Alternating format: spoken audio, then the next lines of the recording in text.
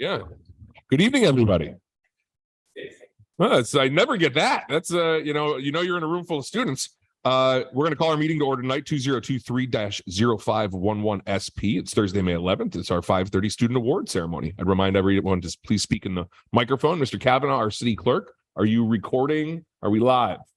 Yes, we are, Mayor. For all those on the internet, if you wanted somebody to see this, we actually stream live on YouTube and the city's website. I'm going to ask our city clerk to please call the roll of the city commission and our administrative staff. Commissioner Wasserman. Here. Commissioner Brody. Here. Commissioner Raley. Here. Vice Mayor Welch. Here. Mayor Rydell. Here. City Manager Brooks. Here. City Attorney Piper. Here. I'd ask everyone to please rise for the Pledge of Allegiance.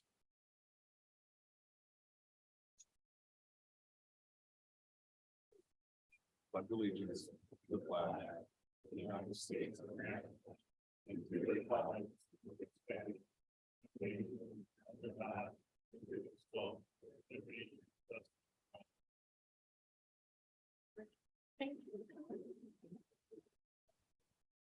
Our meeting this evening is being conducted live with a physical quorum present. We're also available and streaming online at www.coconutcreek.net, and we're broadcasting on the city's website and our YouTube channel. Now, this is, I think, everyone up here's favorite evening. It's the Student Awards ceremony. So this is the 14th annual Student Award ceremony. And this is a day that we honor all the students that are here, and we got a lot of them. But there's a couple things that we need to do first, right? And I think the first thing is let's give our parents and caregivers a round of applause for their dedication.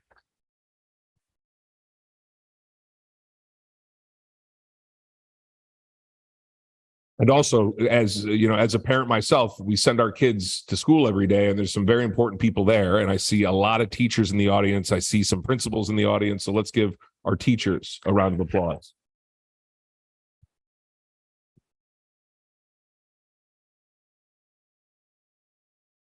And we have two administrators in the city of Coconut Creek that actually won very significant awards. And I'm gonna tell you a little bit about that right now. The first, we'd like to recognize Nicole Willis from Atlantic Technical College and High School for winning the 2023 Caliber Award for School-Related Employee. The Caliber Award recognizes and celebrates Broward County Public School outstanding teachers, principals, assistant principals, and school-related employees.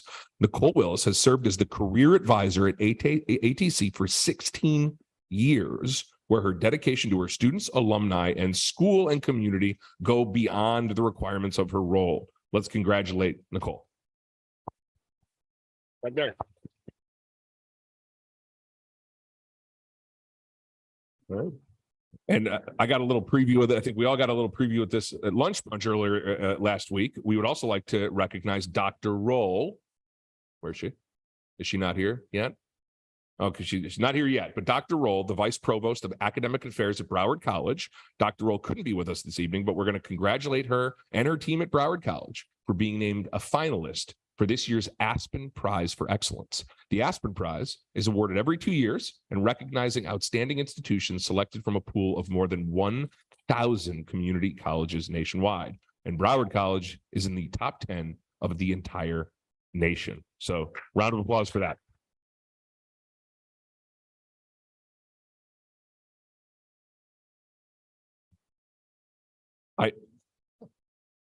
Yeah, absolutely.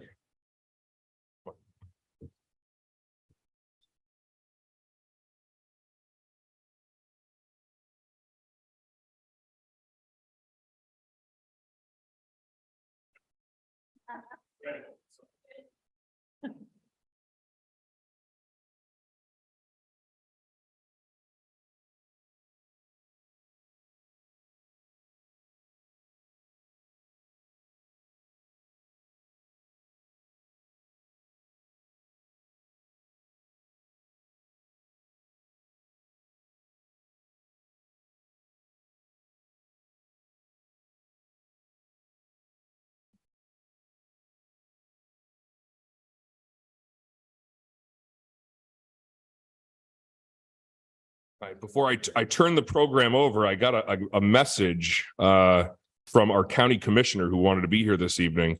But Broward County Commissioner Mark Bogan had a special shout out for Brianna Medrano. Where's Brianna? Show me a hand. Give a round of applause.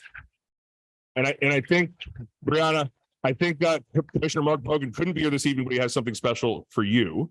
I also have one of our great state reps in the house, Christine. She's back there.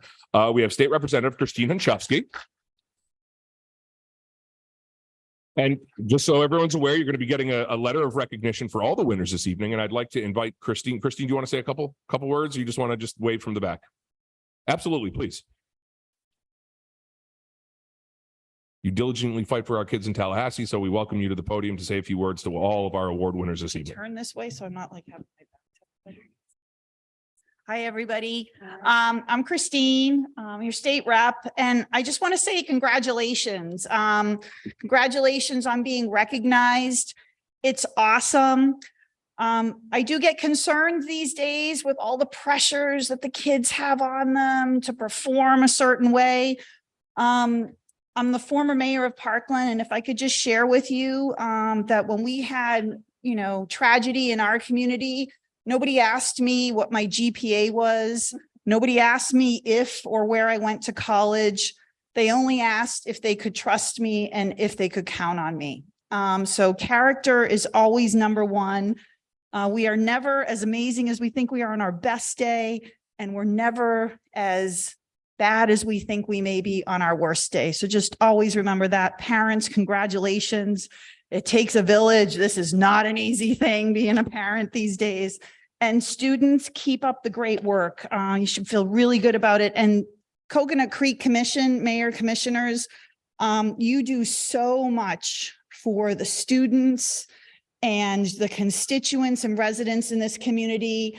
You really show the heart of Coconut Creek day in and day out. And I just want to thank you for all you do.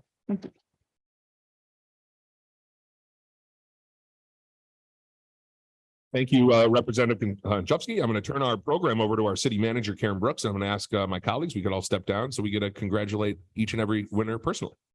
Madam Brooks. Thank you, Mayor Rydell. It is my honor to welcome all of you to tonight's student recognition ceremony, and it's wonderful to see all of you here. Let me start by, again, congratulating Nicole Willis from ATC and Dr. Roll from Broward College for their outstanding achievements and recognition.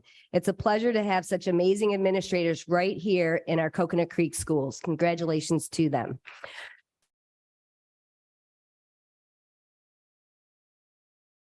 We are proud to have so many high-performing students attending Coconut Creek schools, and I am honored to present the names of our accomplished elementary, middle, and high school students.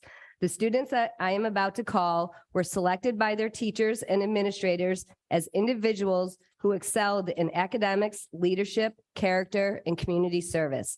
Each of them truly deserves to be recognized for their outstanding accomplishments.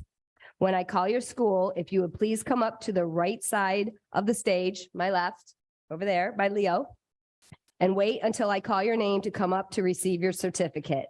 Please remain on stage with your classmates and principal for a group photo. As you leave the stage, you will be presented with a special gift from the city of Coconut Creek, including the congratulatory letter from State Representative Christine Hanchowski. So let's get started with Coconut Creek Elementary. The students can come on up and line up along the side over here.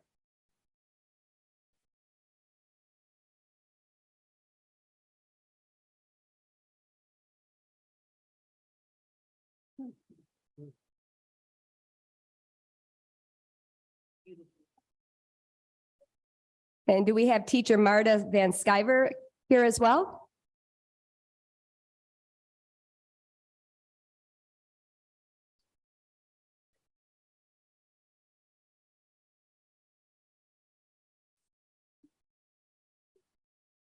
Okay, we ready? All right, so our first student is Aiden Jairam. Come on up.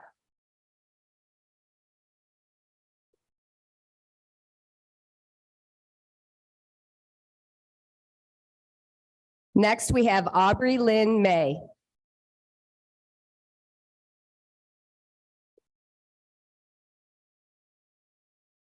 Then we have Romari Philogene.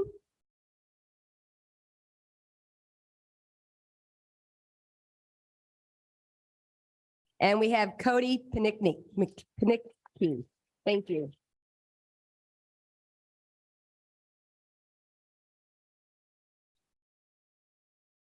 All right, so can we accumulate for a photo, please?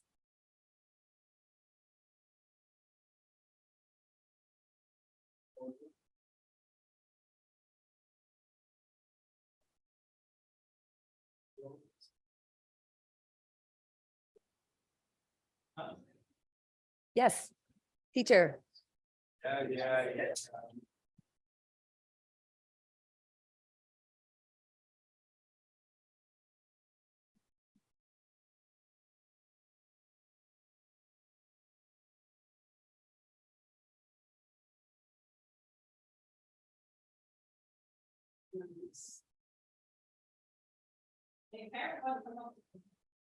If there are any parents that want to come take photos as well, please feel welcome.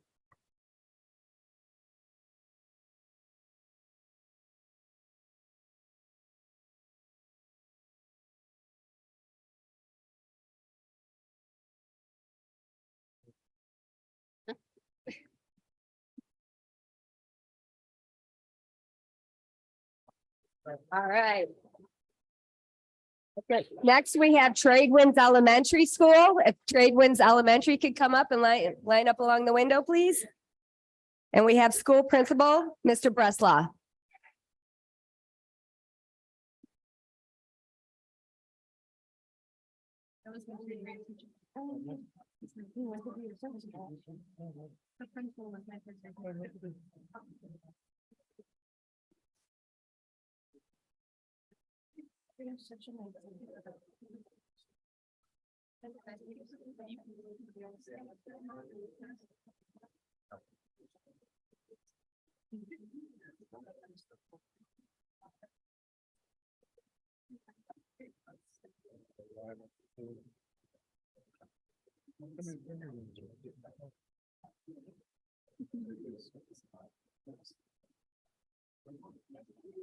Ready? Okay, so our first one up, Madison Allen.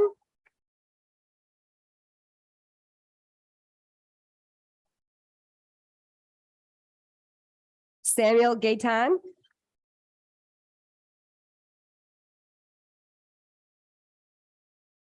Stefania Glances.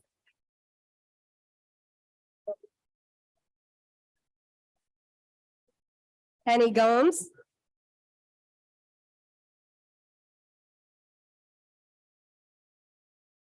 Carly King.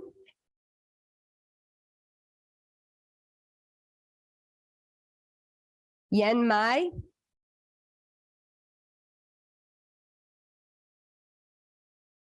Annalise Ramos.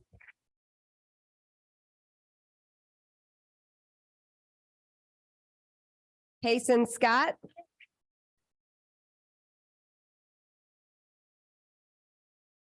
And Vijay Sudiko.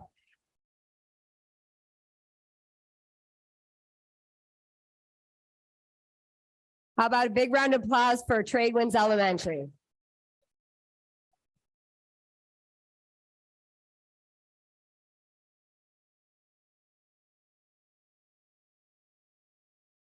Group photo. Parents, if you'd like to take photos, please come on up.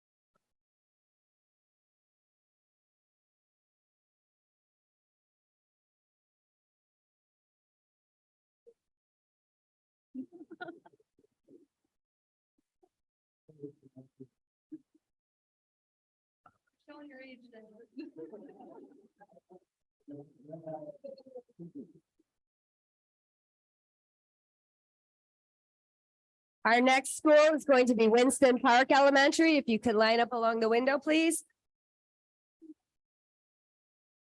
And if we have any representatives from Winston Park who would like to come up, please feel free to do so.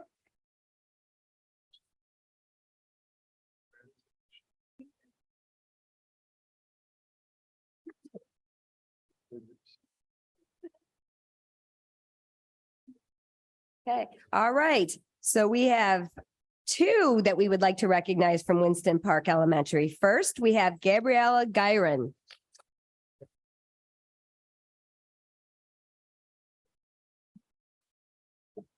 And we also have Sania Williams. Come on up.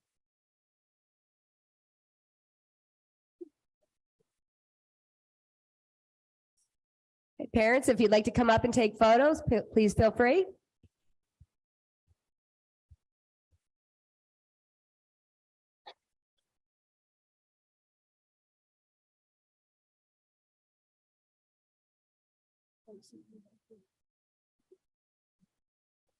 Oh.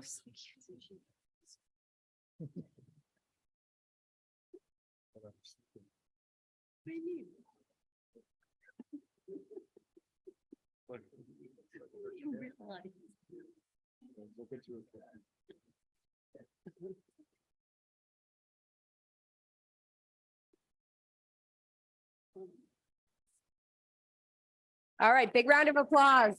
Yay. Now on to our outstanding middle school students. We have Lions Creek Middle School up next. And we have attending from the school as Principal Vernica Winter and 8th grade Assistant Principal Tracy Avini.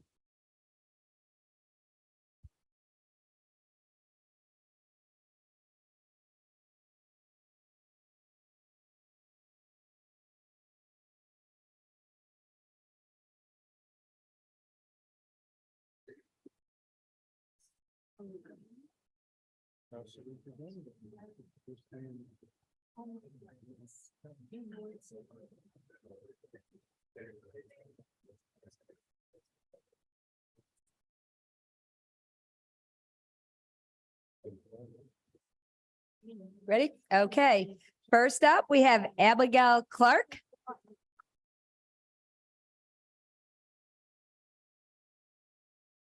Brianna Medrano.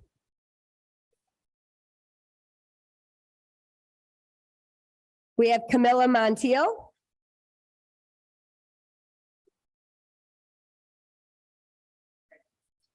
Ariana Paredes.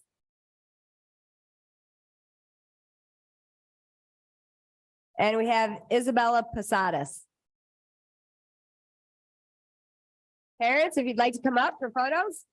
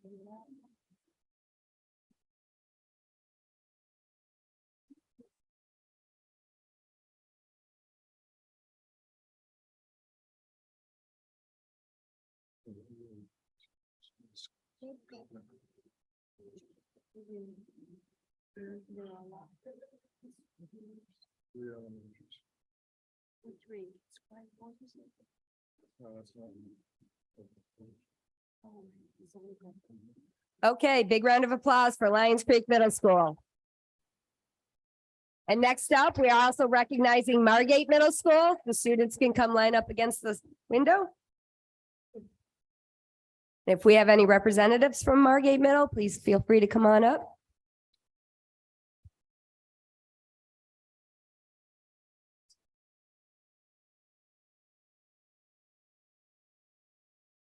He's a middle school. Middle school. Martin Middle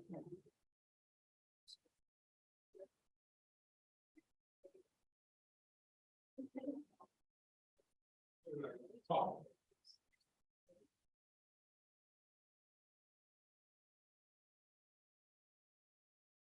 All right, first up, we have Cameron McKnight.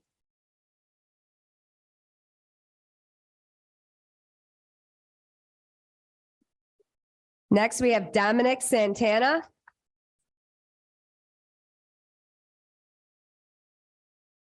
Kiara Stevens.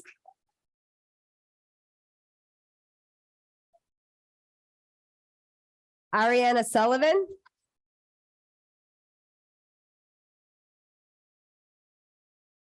And Donnie Vo.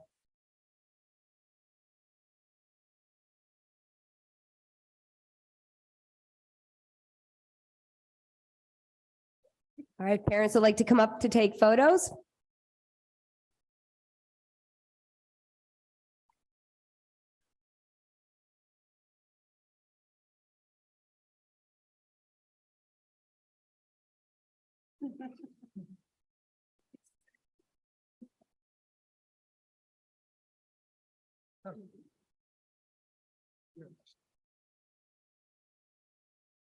These kids are in middle school. How tall they are. Sneak attack. What are you doing? I started. No, I'm sure you did. I love your shoes. Oh my gosh, they are so lovely.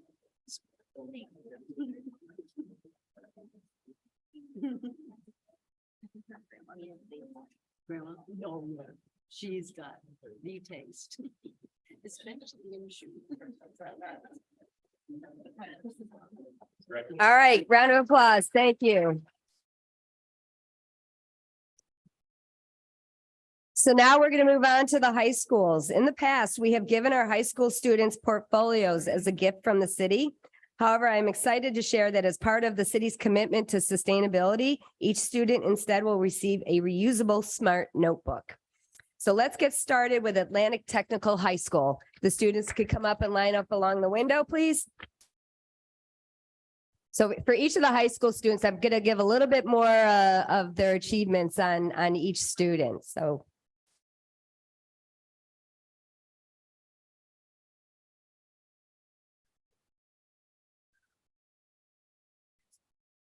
And attending from Atlantic Technical High School is Director Nita Rancourt. You come up as well. Great.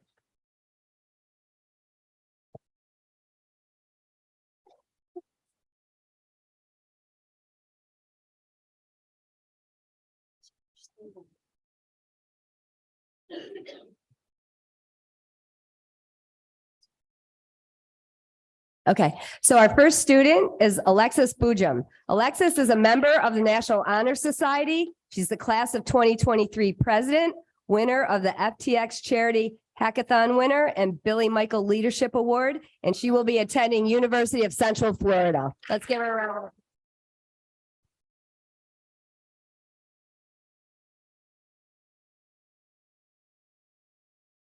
Our next honoree is Berlin Civil.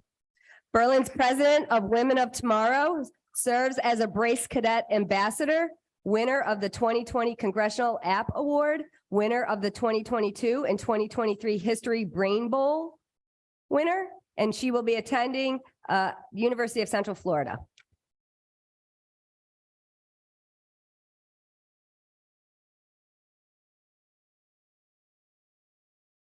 Our next honoree is Layla Enver. Layla served as both vice president and president of Muslim Student Association. Is nominated for Student of the Semester and Senior Awards. Is representative of the School Advisory Council and will be attending Broward College.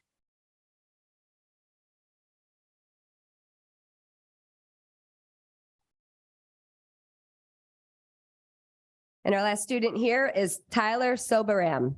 Tyler's a member of the National Technical Honor Society, a member of Mu Alpha Theta, which is a mathematics honor society, captain of both the basketball and football team, and will be attending Broward College.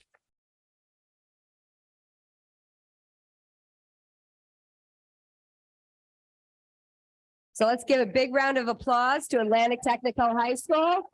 If any parents want to come up and take photos.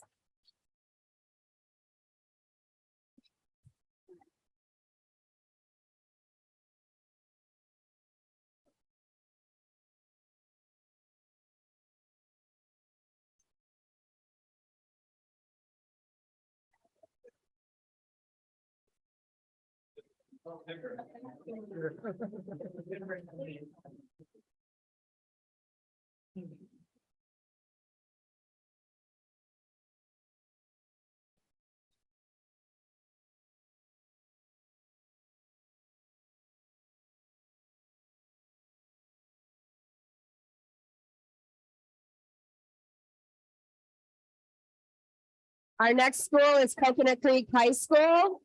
And attending from the school is Principal Neer. So if the students could come line up along the window, please.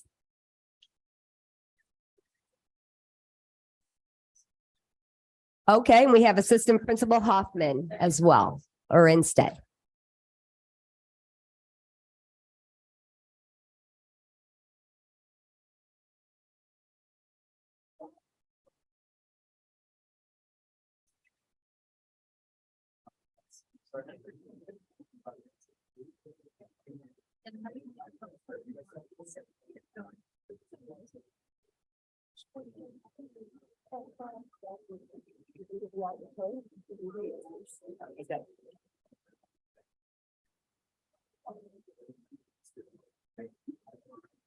We ready? Okay, so our first student is Joshua Hall. Joshua is the starting middle blocker for varsity volleyball, president of Creek Technical Academy Club, winner of Harvard Prize book recipient, received the College Board National African American Recognition Award, and will be attending Hamilton College in Clinton, New York. Congratulations.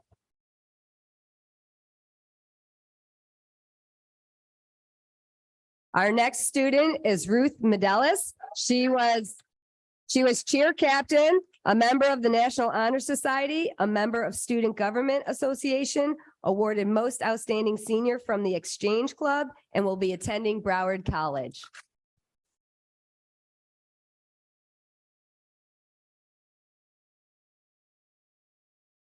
Our next student is Vayette Milan, who was active in both Peer Forward and Avid. She was an honor roll student, has over 272 volunteer hours, and will be attending Broward College.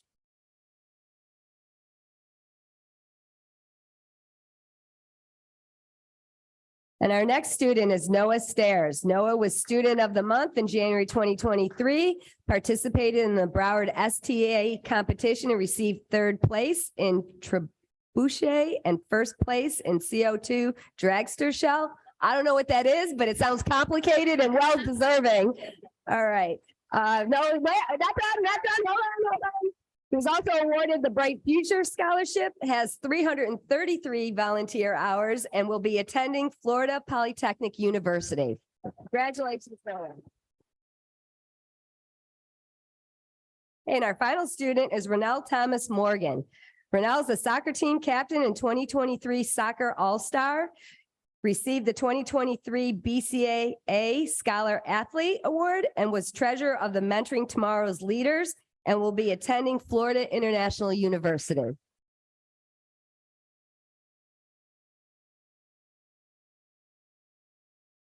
So let's give a big round of applause to all of these students at Coconut Creek High School. Do any parents want to come up and take photos?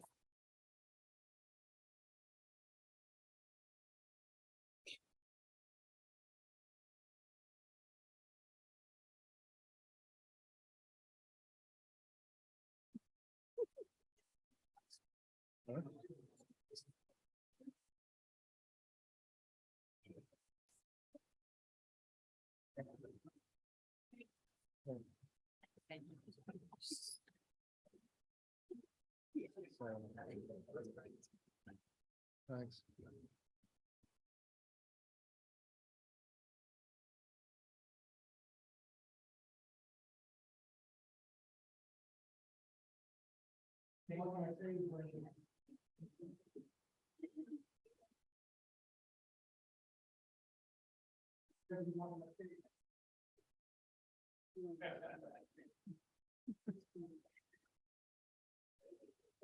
All right, our next school will be College Academy at Broward College. And attending from the school is Dr. Jenny Thelwell.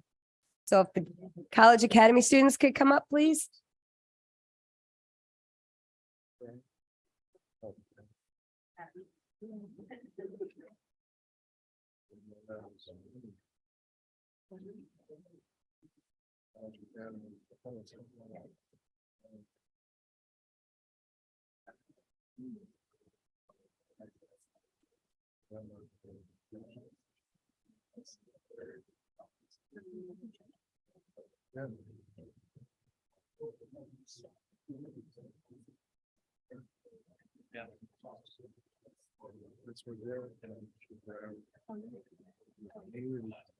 All right, so our first student is Talia Dadanala, who volunteers at Tomorrow's Rainbow.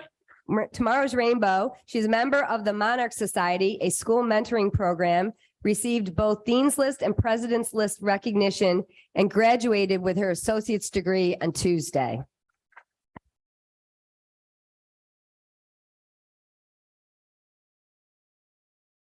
Next, we have Joshua Hall. Joshua is a member of the National Honor Society, received the College Board National African American Recognition Award, was vice president of College Academy Math Club, and will be attending Florida State University.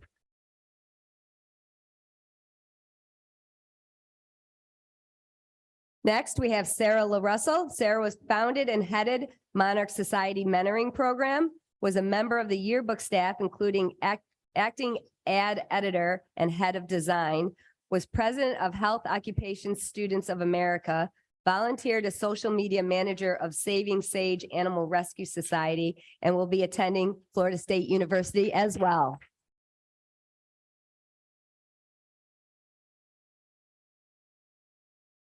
Next, we have Elvis Rodriguez III, who is a National Honor Society treasurer, a member of the Principals Advisory Board, placed fourth in Principles of Business Management at DECA States, received a Provost Scholarship from UCF, and will be attending the University of Central Florida.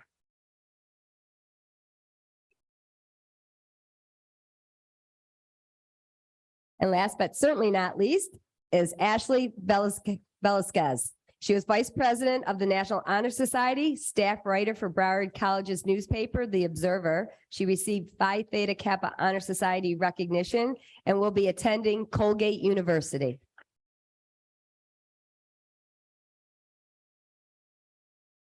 So let's give a big round of applause to College Academy.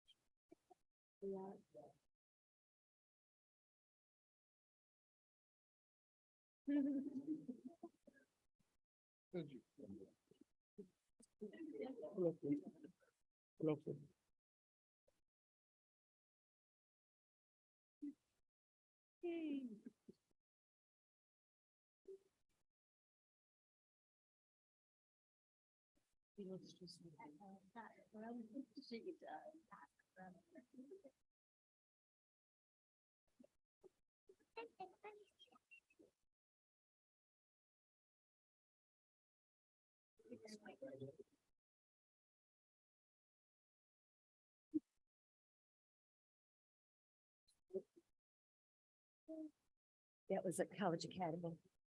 College Academy. Okay, so our next school that we'll be honoring is from students from Dave Thomas Center. And attending from the school is Principal Cynthia Crawford and intern Principal Ms. Lynette Drayton. So if the students could please come up and line up along the window.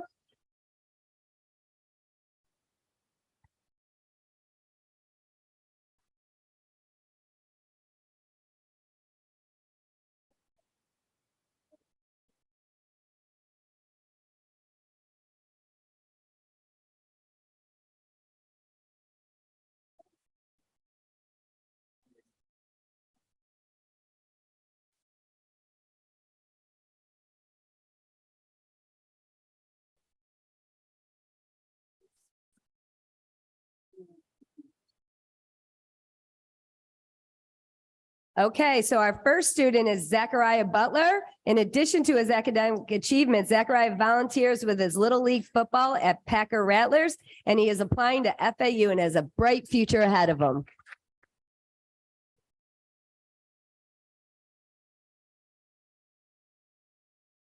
Our next student is Siobhan Edwards. Siobhan started with DTEC in the 2021, and even though he was behind on credits, he has earned enough credits and successfully passed all assessments for graduation. According to his teachers, he exemplifies determination and grit and pushed himself to ensure he would graduate. Congratulations, Siobhan.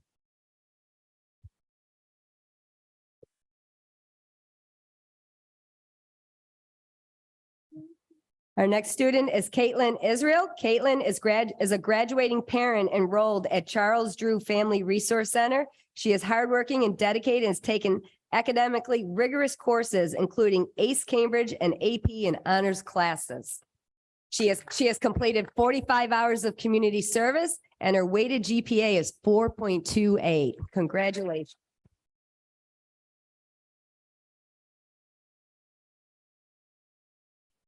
Our next student is Jaden Perry. Jaden is a cohort graduate. His school tells us he is the definition of perseverance. He has overcome every challenge presented to him, and we are proud to see him improve his GPA, reach his goals, and graduate.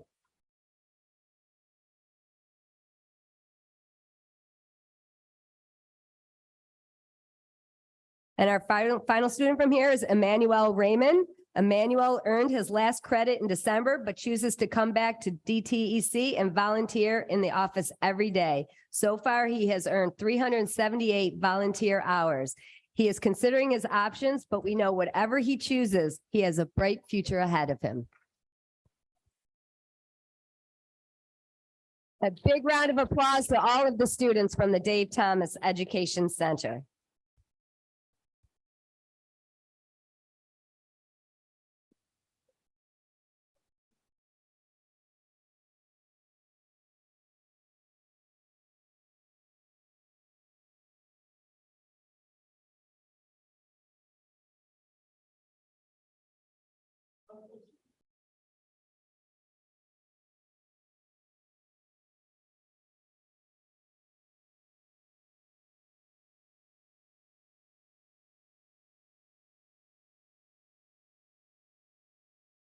All right, the next school will be Monarch High School.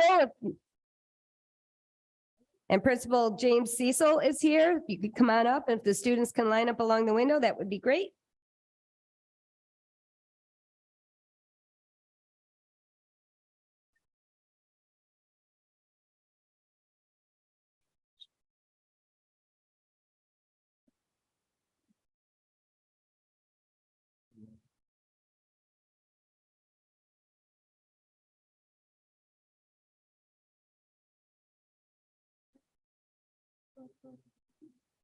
All right, our first student is Isabella Gomes. She is a Cambridge diploma recipient, an active member of the National Honor Society, vice president of the Entrepreneurship Club, and will be attending UF in the fall and plans on majoring in psychology.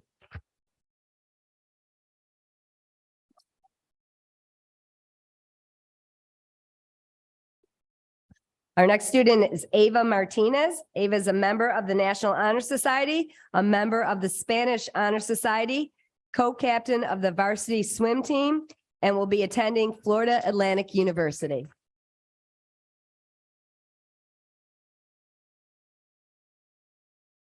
Next, we have Jake Ramaglia.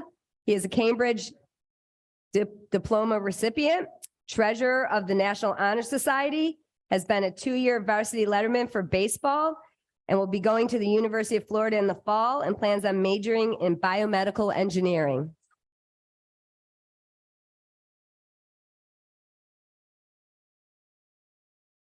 And finally, we have Brooke Reynolds, who is a math club president his senior year, Human Rights Council vice president, a member of National Honor Society, National Merit finalist, and will be attending the University of Central Florida. And I meant she, not he.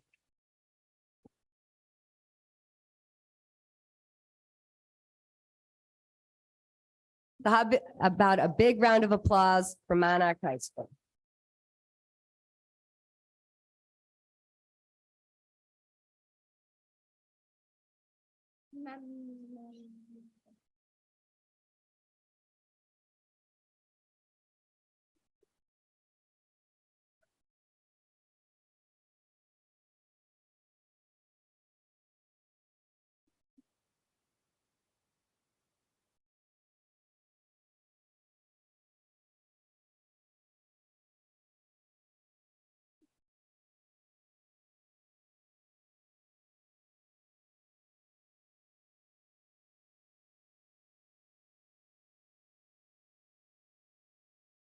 Our next school will be North Broward Preparatory School. If you can come and line up along the window, and we have school principal Tanya Lynch.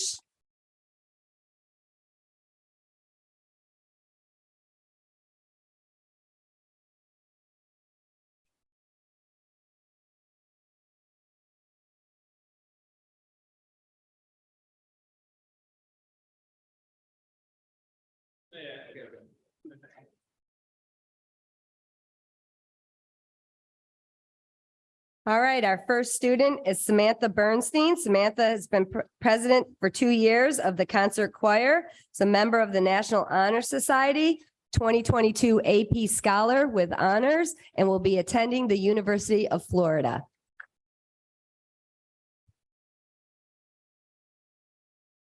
Next, we have Annabelle Diamond. Annabelle's Executive Student Government President for 2022-2023, a member of the National Honor Society, a member of Rho Kappa Honor Society, has 700 community service hours, and will be attending the University of Florida.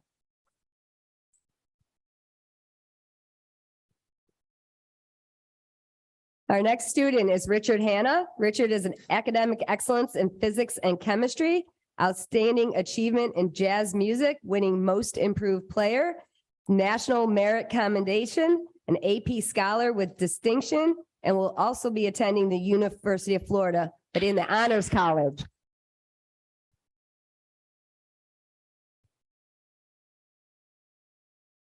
And we have Sabrina Reback. Sabrina is a 2019 through 2023 class president, captain of the varsity lacrosse team, an intern at Advanced Strategic Partners M&A firm, CEO of Aware LLC, a fast fashion education company, and 2021 and 2022 winner of the North Broward Preparatory School Entrepreneurship Award.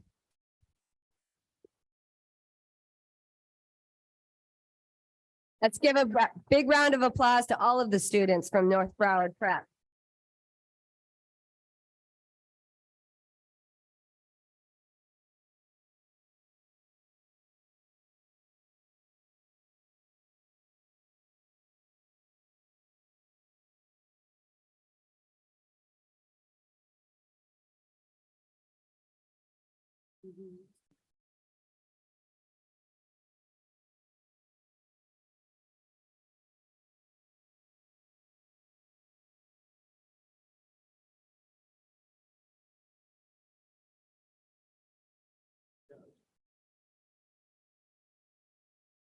And I would like to call up student Cody Panicki. If Cody Panicki could come up to the front, please. Cody is from Coconut Creek Elementary School, and he missed the beginning round when we were here. So we want to just make sure that we give him an opportunity to be recognized.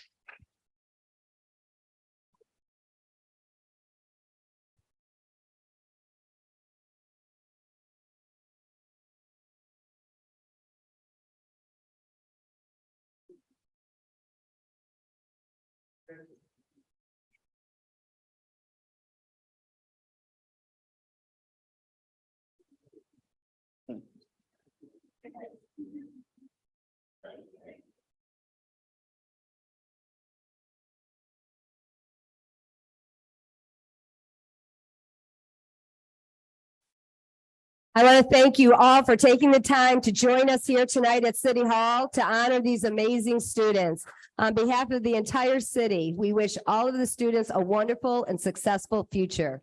Have a wonderful evening.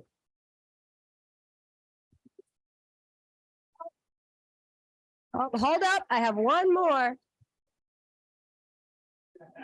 Okay, if I could have Yen Mei, please come up.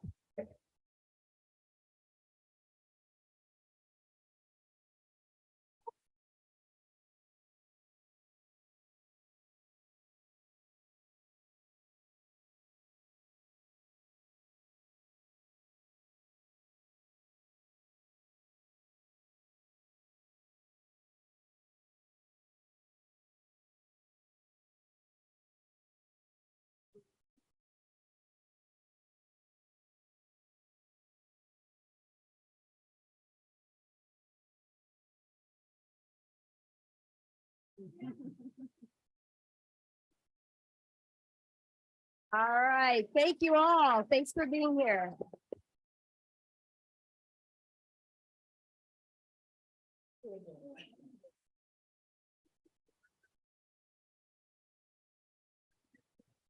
Move to adjourn.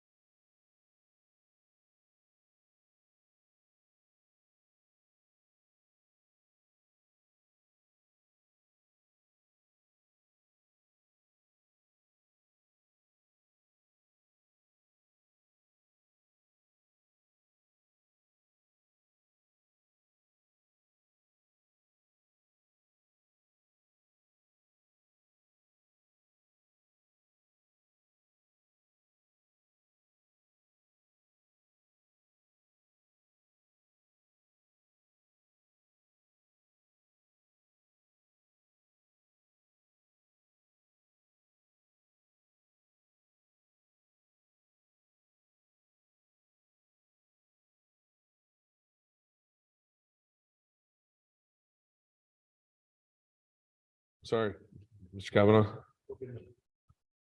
We're going to call our meeting to order this evening, Thursday, May 11th, 2023 at 7 p.m. It's meeting number 202305111R. I want to thank our city attorney for her humble and kind by Tim McGraw. Didn't you have a different song that he was playing? Was it Happy? Oh, it was just like the outgoing. Okay.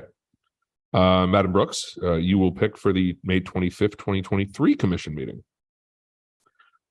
Agenda item 14 this evening, which is resolution number 2023-090, which is the interlocal agreement regarding the solid waste disposal. We are postponing that to the May 25th commission meeting that has been circled by the League of Cities. So that item will be postponed to the May 25th commission meeting and will not be heard on tonight's agenda. Please, everyone speak into the microphone. I'm going to ask the clerk to call the roll of the city commission and administrative staff, and then we'll say the pledge. Thank you, Mayor. Commissioner Wasserman, Here. Commissioner Brody, Here. Commissioner Raley, Here. Vice Mayor Welch, Here. Mayor Rydell, Here. City Manager Brooks, Here. City Attorney Pyro. Here. I'm gonna have everyone please stand for the pledge, and Wayne, why don't you, our Parks and Rec Director, lead us in the pledge this evening for your creativity on some new parks programming. Pledge allegiance to the flag and to the republic.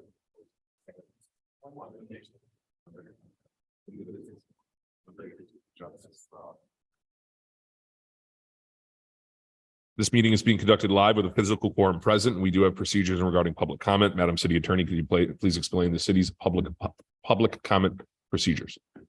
Thank you, Mayor. The material for today's meeting is available online at www.coconutcreek.net. Members of the public were advised in the notice for this meeting that they could address the city commission by emailing comments not exceeding 400 words to commissioncomments@coconutcreek.net or by calling 954-973-6772 to leave up to a 3-minute comment on the city's dedicated public comment voicemail. The city provided a simple set of instructions explaining how the public may submit their comments, which were published in the notice and on the city's website. In addition to all live public comment presented at today's meeting, all public comments that were received by email or phone message prior to noon today will be included as part of the record for this meeting and will be considered before the city commission before any action is taken. Thank you, Madam City Attorney. We have a few presentations this evening. The first is a proclamation recognizing May 2023 as Mental Health Awareness Month.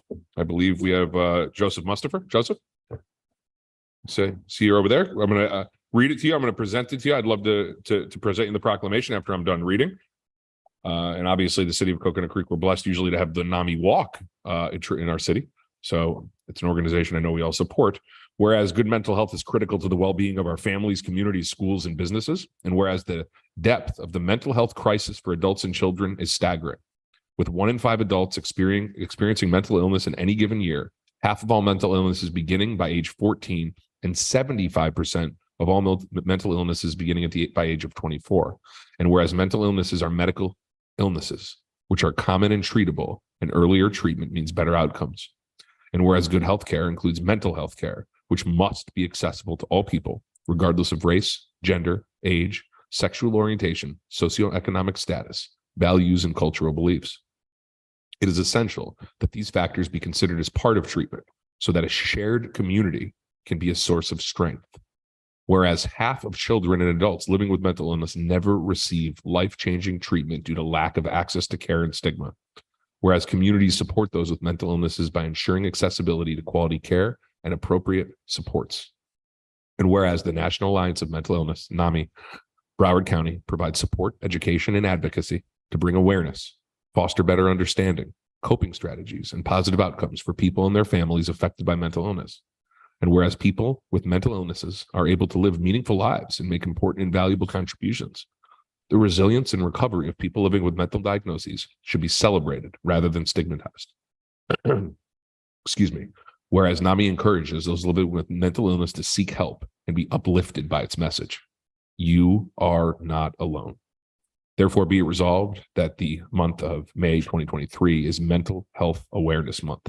It's signed by myself, the Vice Mayor, the Commission, and notarized by the City Clerk. Joseph, I'd love to present you this proclamation. If you'd like to say anything as well, please feel free to come up to the, let me present it, and then I'll turn the podium over to you, sir.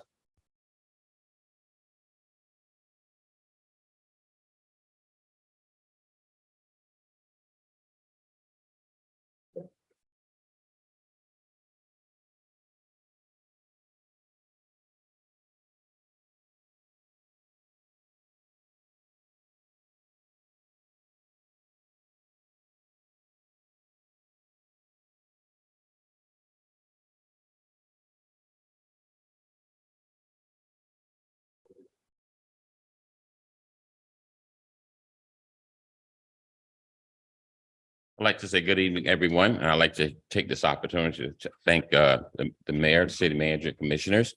And for those of you that's not familiar with NAMI, which is National Alliance for Mental Illness, we are a local chapter, but we're national.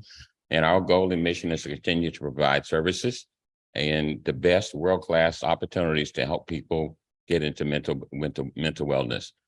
We do that at no charge. We do it by offering peer-to-peer counseling for anyone that's 18 and over.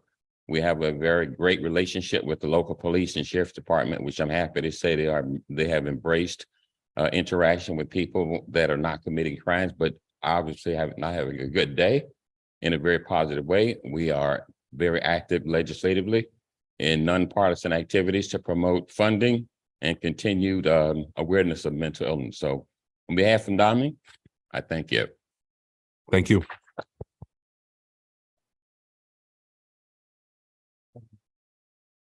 Our second proclamation this evening is recognizing May 12th, 2023 as National Child Care Provider Appreciation Day. I turn to our Vice Mayor, and I believe that we have Ansel Pratt III here to accept on behalf of the Early Coalition of Broward County. Early Learning Coalition. So I'm going to turn to our Vice Mayor to read and present the proclamation to you, and I will give you the podium as well. So, Madam Vice Mayor. All right, thank you.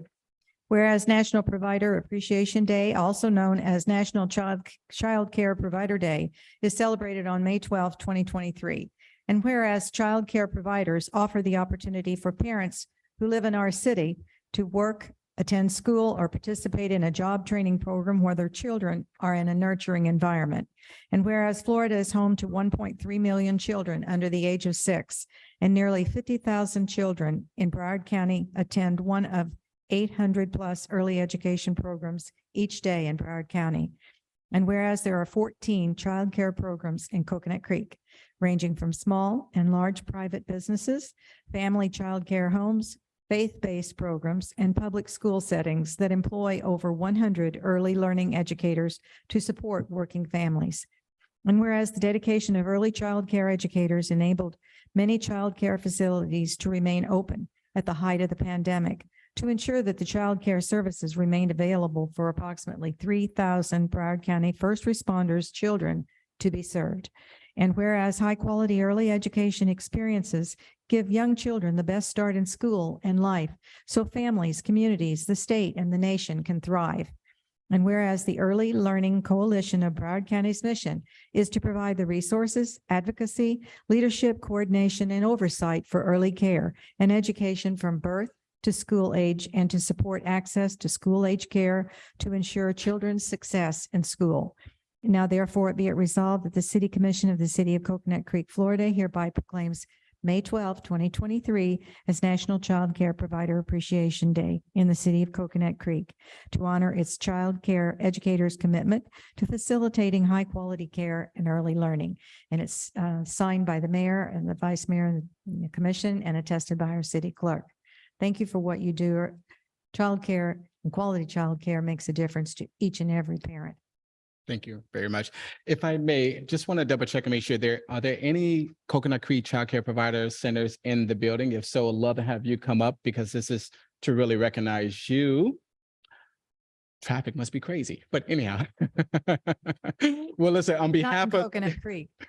on behalf of the 14 I'm sorry, go ahead. I think the Vice Mayor is going to present you the proclamation, and I'll turn over the anything you want to say at that point.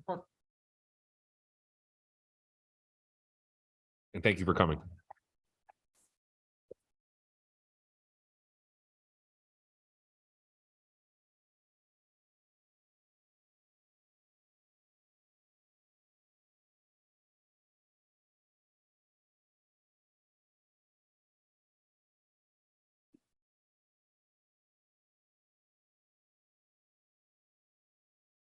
Thank you once again, Mr. Mayor, Vice Mayor, the commission and staff.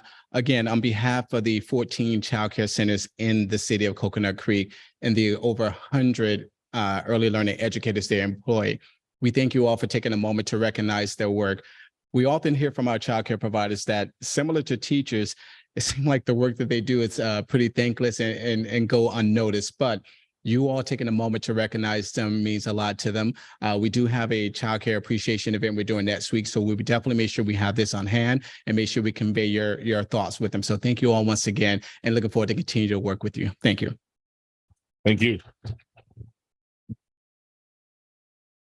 We're going to turn now to input from the public. Anyone that wishes to speak on any non-agenda items or consent agenda items will have 3 minutes. I'm going to turn to Mr. Kavanaugh. Mr. Kavanaugh, has anyone signed up to speak? Not at this time, Mayor. All right. And is there anyone here that wishes to speak? Now, let me ask, because I know we're going back to, are we doing electronic comments or we're done with that?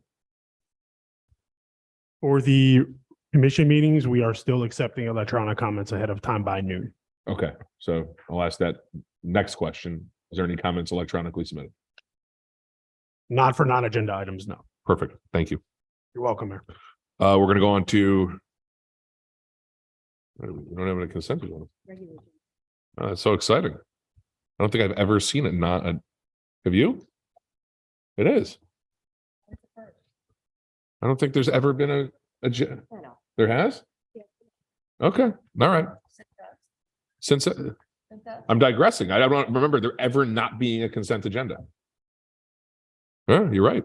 We're going to go to the regular agenda. Item number 3, a motion approving the minutes from previous city commission meeting 2023-0413R. I need a motion in a second. Move it. Second. Moved by Commissioner Raley, seconded by Commissioner Wasserman. Anyone? See, the pulling of the two changed my voice. Mr. Kavanaugh, I stand corrected. It was moved by Commissioner Raley, seconded by Commissioner Brody. Usually it's a consent item. Does anyone have any corrections to the minutes? Okay, seeing none, Mr. Kavanaugh, call the roll on the item number 3. Commissioner Wasserman, Yes. Commissioner Brody, Yes. Commissioner Raley, Yes. Vice Mayor Welch, Yes. Mayor Rydell. Yes. As I previously stated, agenda item number 4 was postponed. We'll move to agenda item number 5. Item number 4 is postponed to a date certain of our next meeting. Can I say something about it? Yeah, just to absolutely, Sandy, based on the position on that you hold. We meet tomorrow. The Solid Waste Working Group meets tomorrow to look at the language that has been drafted for a vote tomorrow afternoon between 3 and 5. And if that's the case, then it will be sent out to on Monday to the rest of the cities. Because 4 cities have already voted on the amendments as presented, and 1 originally presented and 1 voted on the amended. So it's back to square one. It's very disheartening, I must say. So I hope we come to some conclusion tomorrow. We'll look at like some of the league emails that they kind of was the call of action to the Broward League of saying kick the can a little bit down the road. Okay. Look forward to the continued updates, Vice Mayor. Thank you, obviously, for all you're doing on that board. We're going to go to item number 5 is a resolution 2023-089, a resolution approving the 3404 Bimini Condominium Association application for matching grant funds from the Neighborhood Enhancement Grant Program for security enhancements. I need a motion in a second. Motion. Second. Hey, Mr. Mayor. Let me move by Commissioner Brody, seconded by Commissioner Wasserman, Commissioner Raley. Thank you. I am going to recuse myself at this time because of the situation of Bimini being in Winmore. Understood. Thank you. Thank you. Madam City Attorney, you'll note that for the voting record. Yes, thank you. Thank you. The item's been, she's leaving. It's like, I thought you were just going to scoot the chair back a little bit. You just it was a long meeting. It was a long meeting last time. Our Director of Sustainable Development.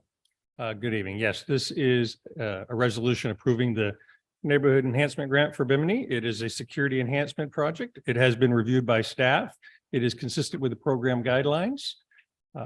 And this is the second Neighborhood Enhancement Grant of the year. I'm pleased to report that we're seeing an uptick in activity. We have several in the pipeline. We should be bringing more forward to you. However, as far as this item goes, of course, we're recommending approval. On a side note, what are we doing to promote the neighborhood enhancer? Is there anything else we could be really letting HOAs know? And I only say it because we usually use up all the money, but I mean, for the second one, we're in May, I don't know.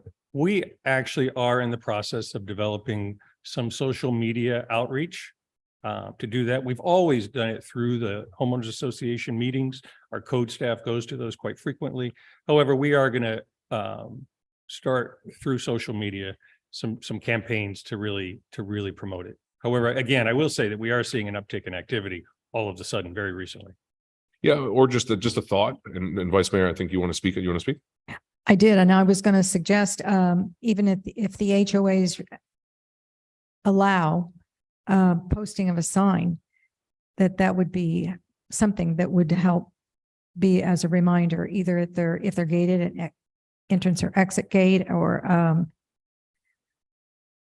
We can work with all of our or even- HOAs to do some type like of Winston campaign Park, the like that as Winston well. Park Foundation. I mean, someplace that could be highly visible. Because I too was extremely surprised. This is only like the second one. Yeah. I thought when we upped the ante on the program that it would, I mean, I thought we'd run out quickly, but that's We okay. agree. And in the past, we really haven't had any problem whatsoever Giving spending it the away. money. Yep. But outreach certainly couldn't hurt, and we will, I'm open to suggestions. I will take that one along just- with our social media. I'll give you just a suggestion. And I mean, Sandy, where do you meet? Just because I don't know, where do you meet? We meet at Coconut? the rec center, Yeah, so like, actually in the Cocoa Plum room. So, anyway. my thought, Scott, and maybe in conjunction, because I see the Parks and Rec team here as well, like when an HOA meeting is going to start, maybe just a flyer. Hey, check out this link or something for them, you know, if we do, that's just an easy access, because I'd like to think most, and Jackie, I mean, your board meetings, this doesn't apply to you. I'm just saying it, you know, because it's not unrelated discussion of the grant we're approving, but in Winmore, maybe a flyer, because in your meetings, you meet in those boardrooms or whatever, right? But then the community. You're center- not answering, this isn't the discussion on the item, so Madam Yes. City Attorney, can she participate generally on this? Yes, she can Okay. answer your question. All right. Well, what we've done over at Winmore is I've appointed a chairperson for grants. We have a very knowledgeable young woman who kindly accepted the role as chair for strictly grants to make sure the applications are filled out properly. We make sure that people know about it. And I think if all the HOAs had gotten together and had one designated person, it would make life a lot easier, because a lot of people are reluctant once they see the paperwork. But if you designate one person who's willing to do this and is knowledgeable, she checks the paperwork first to make sure the application is suitable to be submitted. And And we've like increased the makes it parameters too, easier. so it's like we've widened the net. But Commissioner Wasserman, I see. The TCMA, you know, all the TCMA sub associations meet at the township. So with all of those off of Carambola and Cocoa Plum, you know, maybe put something in the in that area, because I know they meet in the grant in one of the rooms over there. Of the 195,000, how much is currently available? Is that, so it says it has a budget of 195. That's like the total budget we've had, or has it gone down? We have 185 in the budget right now. Okay, thank you. Okay, anyone else? And the community center is where the Cocoa Palm and other communities meet. I don't know about Lakewood. I don't know where they meet, but I do know Cocoa Palm. So the community centers are not a bad thing to put a placard or an Like advertisement, a piece of paper. maybe. people coming in and out. Just Sure. saying. I have seen the social media. There was a social media post recently that y'all did, so I did see that. So good. And again, we appreciate the input. We will be aggressive with our promotion of the program, and thank you. It's great when we're trying to like give away money. Right, exactly. Right? Okay, anyone else anyone else? Okay, Commissioner Raley, I think we're gonna get back to discussion on the item. Does anyone else have any comment or question on this item for the Bimini grant? Scott, anything else you want to add? Only that I don't know if Susan Sabino is here tonight from Bimini, but Anyone from Bimini here? Okay, it's okay. yeah. To give some ideas to communities, what is exactly is community safety, enhancing community and safety security? Have they detailed what this is like exactly this is going towards, rather than just broad term? So may I? Yes, you may. Okay. And I don't want to cut anyone off. So traditionally, when we're talking about security, it's not all outlaid because it's security. So in the pre-COVID and during COVID, we kind of expanded the pot a little bit to say, hey, you want to increase certain security measures. We don't really, you know, so those things are based on security. Is that fair? Okay. All right. Is that, Scott, that okay? Thank you. Anything else? Mr. Kavanaugh, call the roll. Commissioner Wasserman, Yes. Commissioner Brody. Yes. Commissioner Raley has abstained. Vice Mayor Welch, Yes. Mayor Rydell. Yes. Agenda items 6 through 10 are quasi judicial. Madam City Attorney? Thank you, Mayor. Florida courts have determined that there are certain types of matters, including items 6, 7, 8, 9, and 10 on tonight's agenda, that are to be treated differently than other items considered by the commission. Most decisions of the commission are legislative in nature, which means that the commission is acting as a policymaking body. In contrast, when a matter is quasi-judicial, the commission is applying existing rules and policies to a factual situation and is therefore acting like a judge and jury in a courtroom. In such cases, the courts have decided that due process and fundamental fairness require that more formal procedures be followed. Will the clerk please confirm compliance with the notice requirements? Public meeting notice requirements have been met for items 6 through 10. And will you please swear in the witnesses? Will anyone wishing to speak on any of the quasi judicial items, please stand and raise your right hand?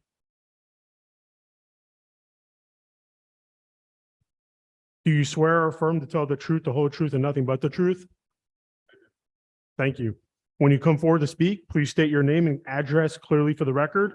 State whether or not you have been sworn in and whether or not you understand the rules of the proceedings.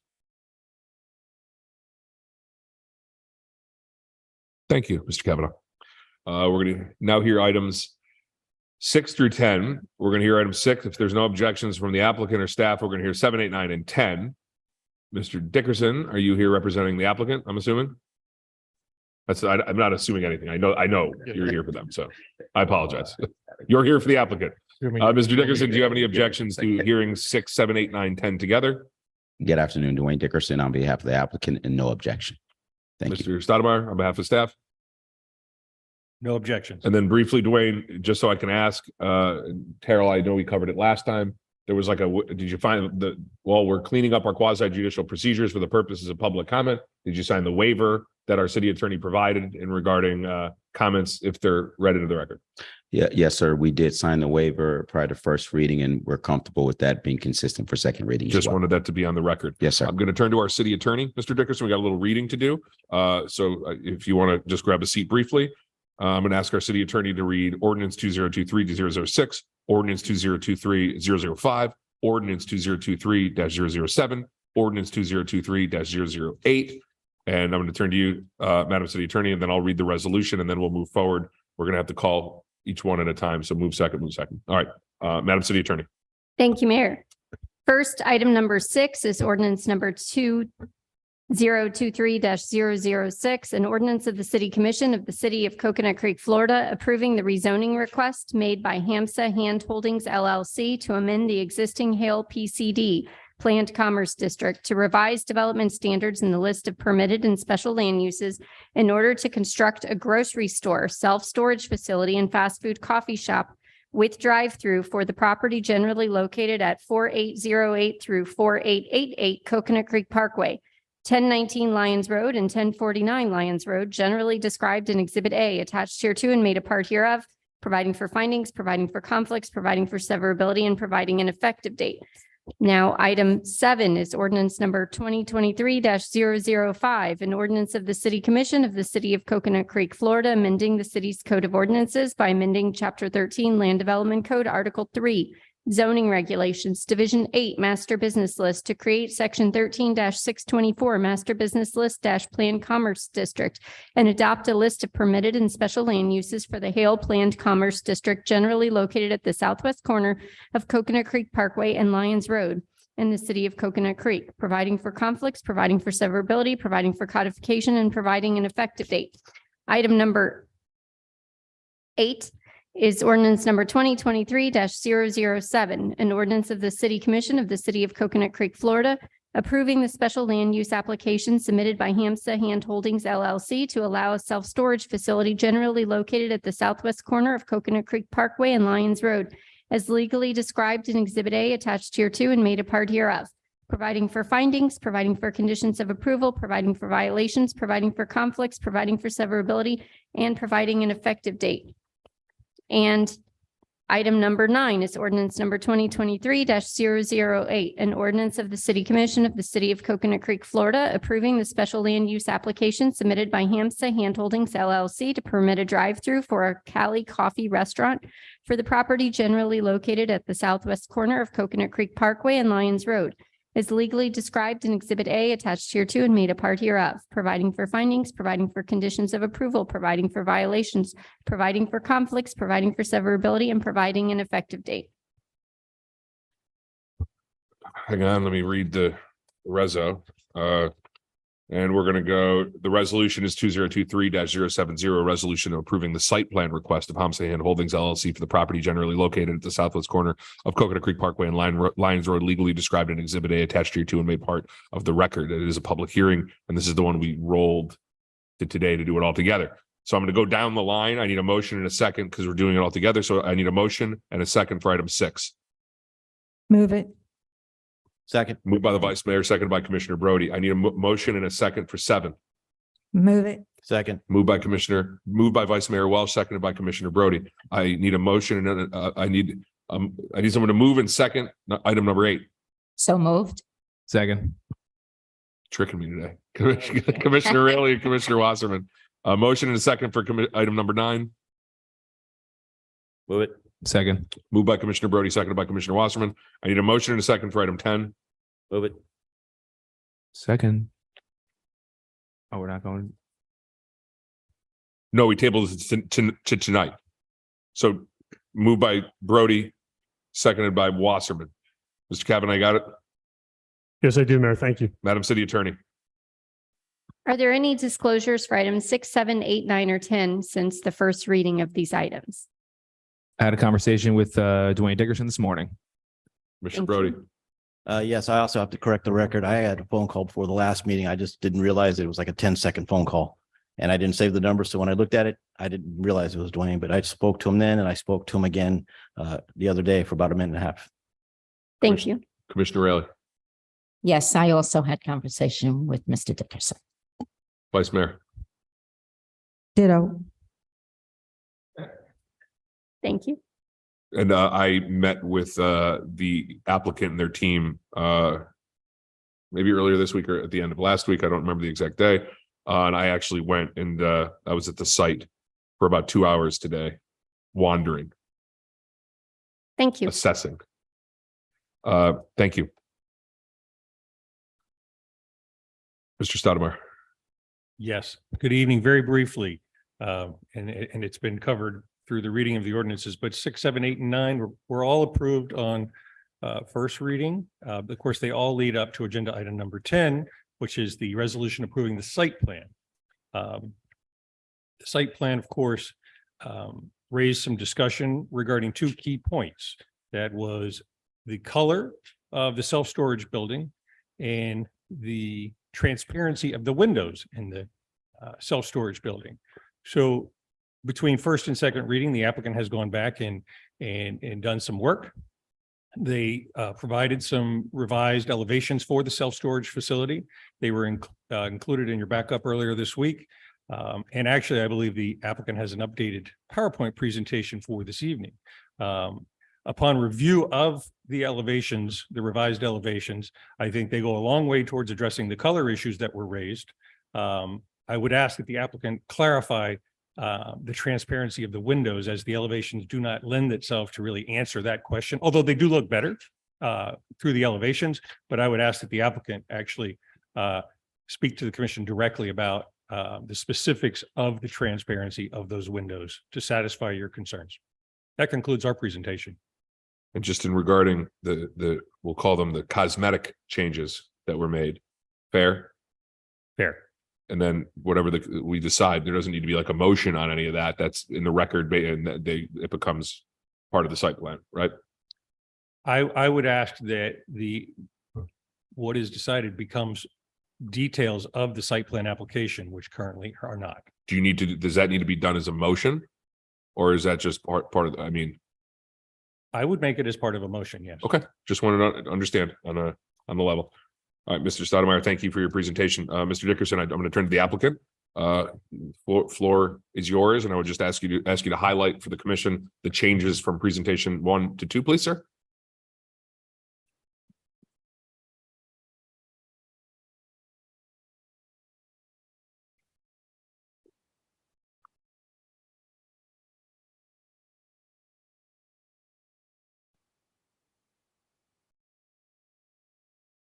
Good evening, Dwayne Dickerson again for the record. Mr. Mayor, I have a 2-hour presentation like last time, so please bear with me. No, actually, I think I need about 5 minutes. We made a very clear record at first reading, so now we're just going to highlight what changed between first reading and second reading, which is really just the architectural components of the self-storage facility. So on the left is what you see with the original request. Clearly, there was some very strong directive from you to remove a significant portion of the red, which, as you see, we've done. So now on the right side is the proposed revised revision, I think, which almost all the red is gone, except for some very tasteful components that we believe still help to highlight our branding, but meet your request. Same thing here, the original on the left, and as you can see, the new one on the right is a different elevation. This is actually the east elevation.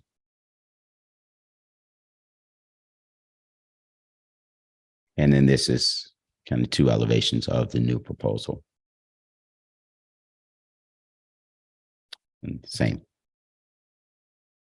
So this is the window. With respect to the transparency issue, I'll just state for the record, we agree that no units will be visible through the windows. So I believe that was the request, and we've agreed to do that. Now, we're looking at a couple of options. This one kind of shows the glass that's transparent, but there's a partition behind the glass, which would totally shield any of the internal activities of the facility or any of the storage units.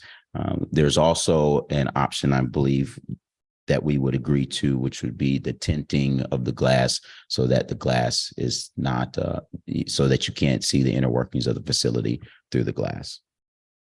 And this is just showing you some renderings. This is if you're on Coconut Creek looking with the new color scheme. I believe the compatibility is exactly what the commission was requesting.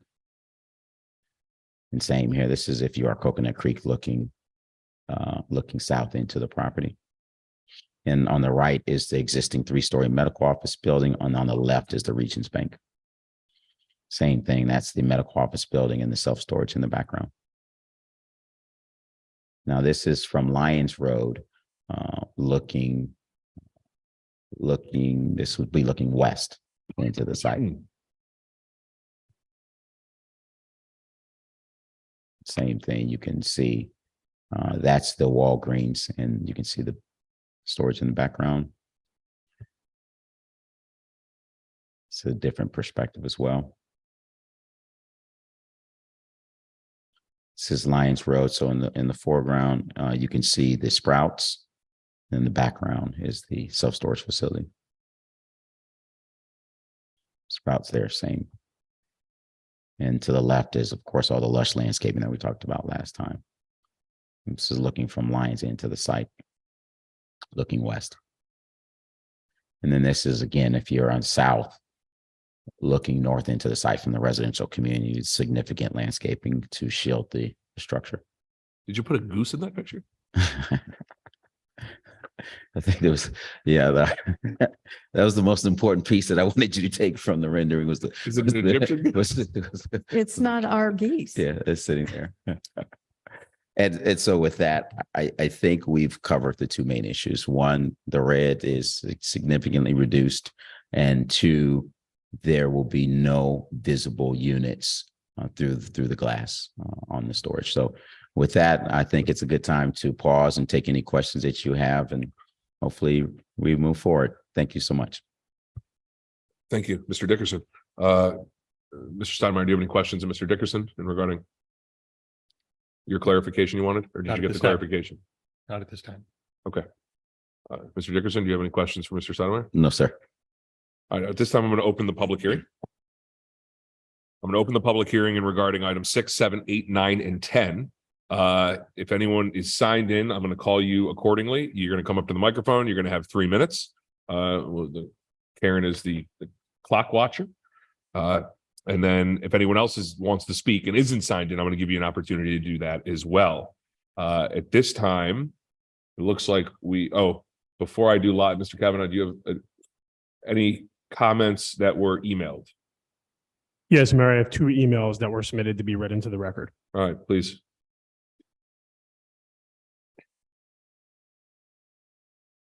The first email was submitted by Doris Christeff. The subject line of the email reads rezoning property at Lyons Road, and the email reads as follows. Commissioner Brody, I am reaching out to you regarding the proposal to rezone the property located at the corner of Lyons Road and Atlantic Boulevard to accommodate a grocery store, self-storage facility, and a coffee shop.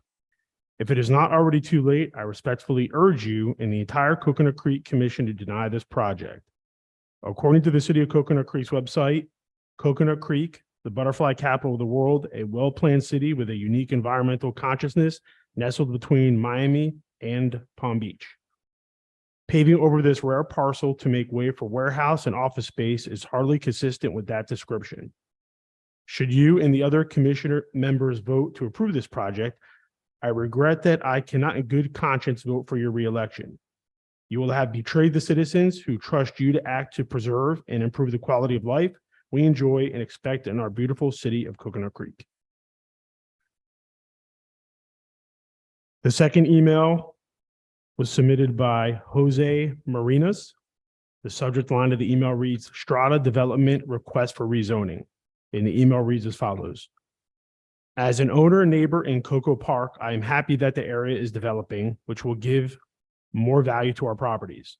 I think the most important thing is to maintain the tranquility of our neighborhood. I would suggest that between the Cocoa Park properties and the area under discussion, a noise suppressor be placed, be it a wall and/or trees that allow to mitigate the sound of the activities of the new commercial area. And that completes the emails right into the record, Mayor. Thank you, Mr. Kavanaugh. We're going to go to in-person comments now. I have 3 people signed in on various resolution numbers. We'll make sure they're all here. The first person sorted in is Mr. Maderos. I invite you to the floor. Followed by Ms. Maderos, followed by Ms. Steinhauser. Is Susan here? I don't see Susan. Oh, I got you. You signed in, just to be clear, because I was a little confused at the item number. You signed in for this, right? Gotcha, Susan. Thank you. Good evening, Jorge Maderos, 921 Northwest 42 Avenue, Coconut Creek, Florida, 33066. Yes, I am sworn in and I am understanding the rules of today's quasi-judicial hearing. Honorable Mayor, Vice Mayor, Commissioners, Madam City Attorney, Madam City Manager, and the gentleman City Clerk. I'm going to take you through a little self-storage journey today in our city of Coconut Creek. This is not a building in Coconut Creek, but it is a Safeguard self-storage, of which we have one in our city. This is the Safeguard self-storage in Coconut Creek at 3950 West Hillsborough Boulevard here in our city. And as you can see, there's quite a difference between how they brand themselves, how they market themselves, and how they do it here. So they're blending into our community. They've chosen to participate in blending into our community. They've become a partner in our community. Public storage. This is not the public storage in our community. This is the public storage in our community. One that has chosen to look like our community. One that has chosen to blend into our community. This is the office building, the medical office building currently on the Strata site. Strata has chosen to have a look to it. Previously, you saw the Regions Bank building pictures and you saw the Walgreens pictures, and they all have this look to them. Here is the current Century self-storage building presented to you. This is the look that Strata property has chosen. This is the look that Century has chosen. Here they are side by side. Questions posed to you. Why does North Creek have self-storage that is conforming to the look of the surrounding community? And why are we one vote away from South Creek not having self-storage that is conforming to the look of the surrounding community? So I want to thank all the past and present commissioners that have created and continue to maintain the brand that is Coconut Creek today. Thank you. Thank you, George.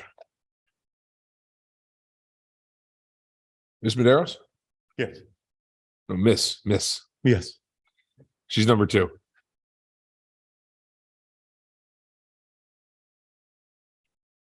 Lourdes Maderos, 921 Northwest 42nd. Oh, thank you. 42nd Avenue, Coconut Creek, Florida, 33066. I have been sworn in and I am familiar with the quasi judicial procedure. Thank you. So I'm not here to oppose economic development. I'm not here to oppose growth. Truthfully, I'm not here to oppose a self-storage facility. I'm here to support the smart growth that has remained a core totem in the development process of Coconut Creek since its beginnings with South Creek. And by the way, self-storage facilities do provide a service, and I'm very well aware of that, and I appreciate that. And thank you for the flexibility on that last drawing. Over several weeks now, I have heard a significant amount of discussion on branding regarding a self-storage facility that demands the use of its own color palette and 5-story structure design, rather than bond and complement what has already been established as part of the branding that is Coconut Creek, that small town with a personal touch. That branding is at the center of the Vision 2030 strategic plan. It is part of the year in review. And it is part of the cover of the 2022 Popular Annual Financial Report. It is on the city's website. As I drive through the city, you can find those words evident on the businesses that have come to be a part of the community. They have chosen to blend with the beauty that is Coconut Creek as part of their branding. Attractive signage with their branding inside. There are 7 self-storage facilities in the city limits of Coconut Creek. They're all under 5 stories, some 2 stories, some 3, and some 4, but none are 5. It exceeds the look and feel of that small town. I want to take you on a quick journey of our city to show you the branding that exists in Coconut Creek and the businesses who have adapted their branding as a community partner while keeping their identity. This is a regular Walmart, not in our city. Here's the Walmart in our city. They chose a color palette that works with the surrounding, even though they're not exact. Here's the front of that same Walmart. Here's the Safeguard, which George explained. Normally they'd be all yellow and black, and they're not the one in our city. The public storage, normally they're orange. And as you can see, they toned down their colors. This is the one that we have today. Thank you for the presentation. And here's the building that George mentioned earlier, of course. And here they are side by side again. The 5-story facility will tower the 2-story condo community that is adjacent to the south, as well as the 3-story medical office building to the north of the Strata complex. Thank you. Thank you, Ms. Maderos. Ms. Steinhauser?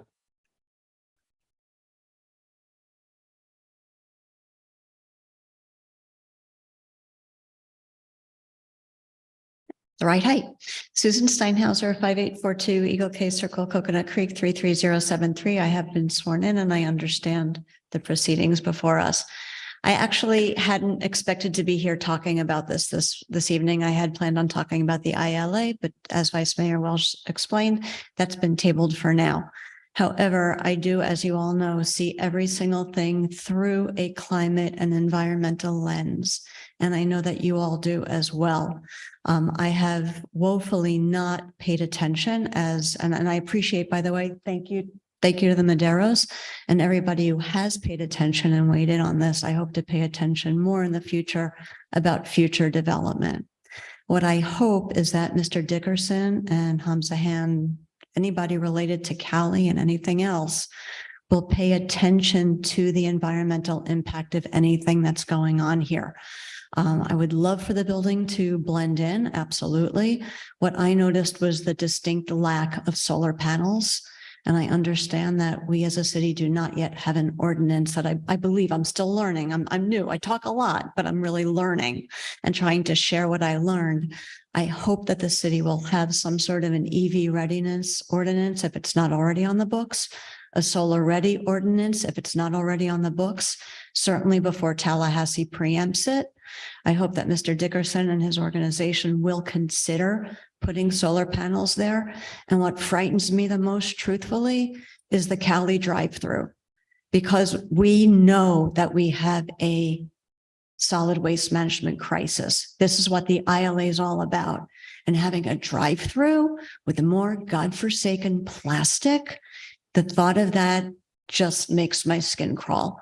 We need to be leaders. We are not allowed to ban single-use plastic containers. Sure, straw is great, okay, but we need to have any company that wants to build anything, and a business here needs to take some sort of pledge that they understand that there's going to be an environmental impact to what they do. So I just wanted to thank you about that. And I also wanted to thank you for the proclamation about mental health. And I did share with Mr. Mustafa before he left, and I'll email to you guys all. I know I have 30 seconds. There is a Transforming Eco-Anxiety into Hope webinar by the Florida PTA, because climate anxiety is a real thing. And that is a severe mental illness that we all have, but kids can't go out and play in the heat of the day anymore. It's too hot. So I will share with you this webinar because it's really important that we all understand how climate change is impacting our mental health. Thank you. Thank you, Susan. Anyone else? That's it for who signed in. Mr. Kavanaugh, right? That is correct, Mayor. Mr. Martin? Speak, please. Please. Anyone else that's feel free to speak on the item, just, acknowledge that you want to speak and I will call you to the podium. Mr. Martyr, I turn to you. I'm Jeff Martyr. I live at 4501 Cedar Hill Road. I understand the rules tonight and I have not been sworn in. I don't think public comment needs to be sworn in, do they? Yeah. Oh, Okay. it's time to be sworn in, Mr. Martyr. Okay. Please raise your right hand and repeat after me. Or sorry, don't repeat after me, just raise your right hand. I apologize. Do you swear or affirm to tell the truth, the whole truth, and nothing but the truth? I do. Thank you. You almost became a police officer. Yeah. Please, the floor is yours, Mr. Martyr. Thank you. Good evening. So in the last meeting, I voiced strong opposition to this project, and I did not anticipate speaking tonight because I thought there were some very reasonable concessions requested last time. And I left that meeting with the belief that the storage facility, they would not only change the color, but match the surrounding architecture. And while I would still prefer not to have another storage facility in Coconut Creek, I did appreciate the changes that would make it look more like an office building. So I would ask that you remain firm and require those changes. Thank you. Thank you, Mr. Martyr. Anyone else wish to speak on public? Please.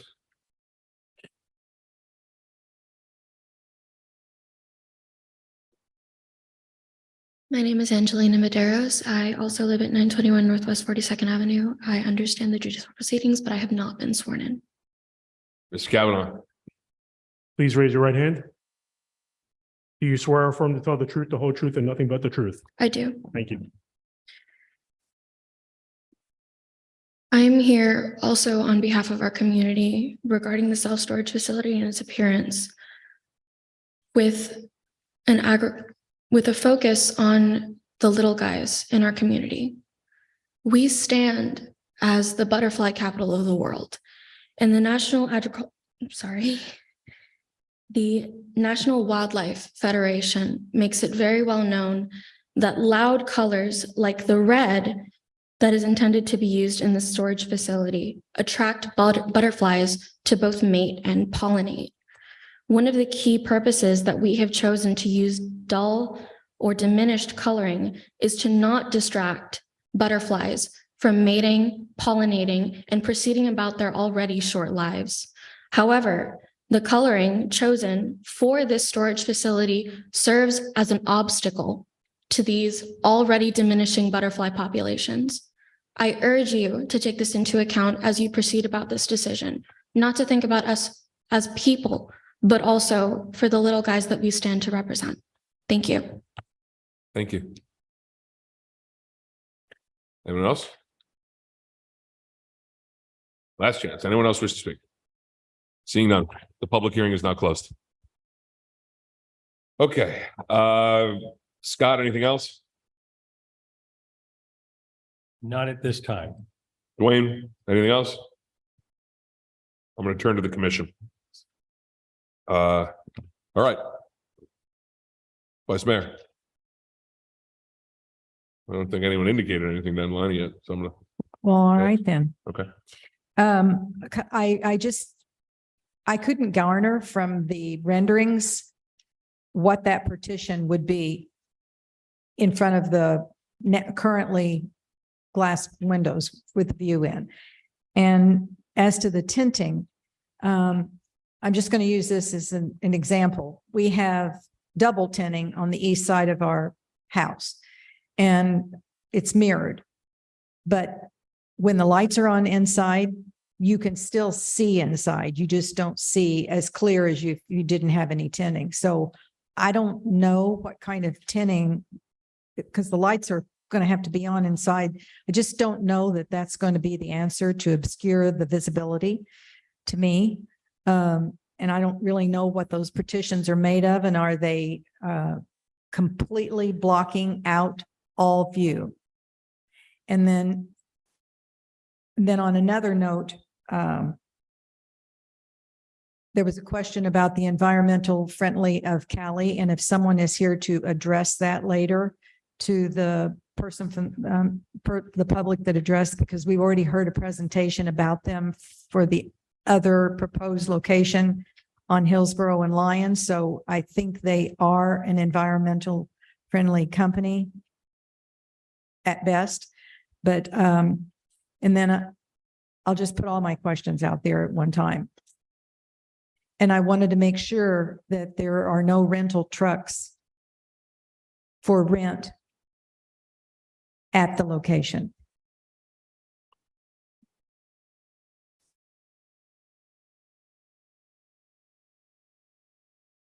I wrote down her questions. Hopefully you did too, Dwayne. So I'm looking forward to hearing the answers. And I'd ask that the rendering be brought up. I don't know if the rendering I'd like brought up is to directly to the Vice Mayor's comments.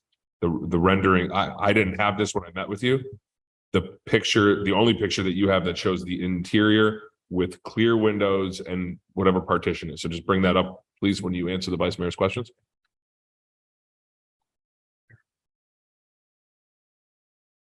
No. The next one. That one. Thank you. Yes. So with respect to the screening that could be an option, which is the partition, there are different materials that we can use. There is a metal that can serve as the partition, and then there is also a drywall, a white drywall that can be used. At the end of the day, clearly, I want to state that there will be no visibility. So if the tinting option, and I would suggest that we work with your staff, if there's a condition this evening, I would respectfully request that that condition be that there is no visibility of the storage units, right? And that you would give us the opportunity to work with our team and your staff, whether it be the partition or whether it be the tinted or some sort of opaque glass system that would be in place. But your point's well taken. Obviously, we don't want to defeat the purpose of doing a tinted glass, but when the lights are on, you can still see everything. So that would not be an option. So if it's your pleasure. I don't want to interrupt you. I just want to make sure one thing. You're not going to put like a drywall up with like a picture of a storage. No. I got it just asked because listen, that's why I had the picture brought up. Excellent point, because why a partition or why a piece of metal? Why not just opaque it or completely block it out rather than going to something the same shape as a window. It Like a doesn't- mural. Yeah, it doesn't- I just think it's allowing for deviation later on, and why not just why not Some just sort of take care of it pass. at the beginning? Well, I assure you the intent is not to be cute. And it's interesting that you say that, Mayor, because a lot of that, they're not functional. When you drive by and you see that those aren't functional units, it's advertising, right? And clearly, of course, it's part of the business model, and we would love to do that, but that ship has sailed. Okay. So now we're here, and we're not being cute. We would agree that you cannot see the inner activity of the patrons using their self-storage facilities, that we would provide a screening, be it either on the windows or some partition that would block those activities. Dwayne, real quick, Yes, sir. it looks like Mr. Stoudemire has a point I was just going to ask. of clarification, I think. Could Yes, you sir. just advance Sure, the which way? slides to the close-up of your proposed partition? Here. That one right there. Okay.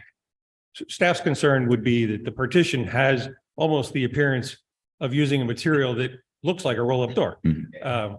So Corrugated steel.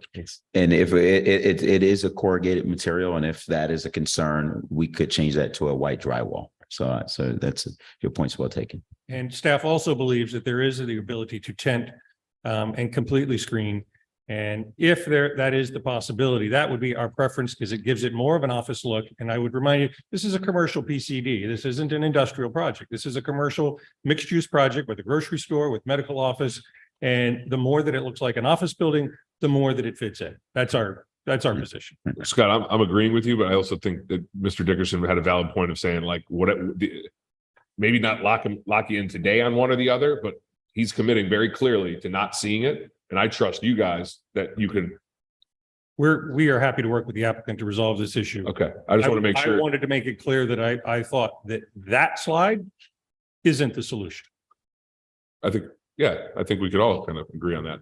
All right, so I think the vice mayor had a couple other points. Dwayne, I'll give you an opportunity to finish her questions. Sure. I think the other point was about the environment, and not to toot your horn, but your city's one of the more progressive cities when it comes to green initiatives, and your code is very clear with that as well. So we've reviewed that thoroughly. We've worked with your staff thoroughly.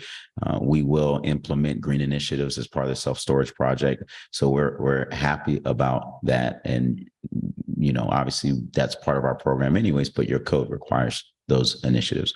So with that, we're happy. With the Cali Coffee, we do not have a representative here tonight, but I think you're right, Vice Mayor. They are very progressive when it comes to their environmentally friendly operations and so forth. So as the presentation that you saw earlier, this will have the latest and greatest technology and environmentally friendly components like you've seen. Well, I just think it's important to note that, because if a resident hasn't been here when we heard those presentations previously on another development, wouldn't be aware that this is not a typical drive-through coffee shop with a walk-up window, that it had very viable environmental components to their business model. Right. And anyway, And about the rental. Yeah. Yeah, I would, and for the record, there will be no rental vehicles at the self-storage facility. And I No would tell you, rental. no rental vehicles at this self-storage facility. And just to clarify on that point, that is an additional special land use. If a self-storage facility were to carry forward an accessory use such as rental of vehicles, it is a separate approval. Like we had to approve with the U-Haul on Johnson.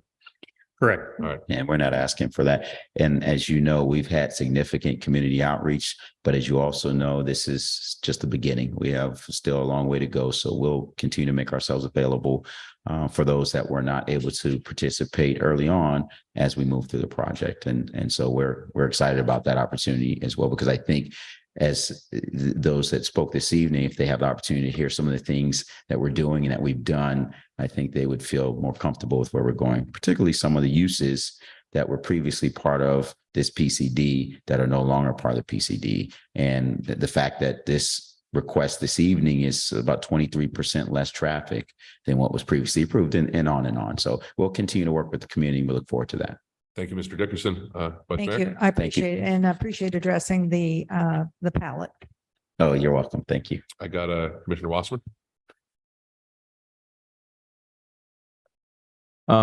So yeah, I respect the changes you made on such short notice. It is clear to see the changes that were made. Maybe the commission can help me. I don't remember last time the notion of changing the architecture to an office building. Was that discussed? Because in speaking to one of it was to change it to look like an office building. Sorry, Vice Mayor. I don't That's know that. the model. That's the I model. did, at the last meeting, I did mention that I didn't like the architecture of the building. And it was to look closer to the medical building? Yes. Okay. That was a long meeting. So very valuable input from everybody.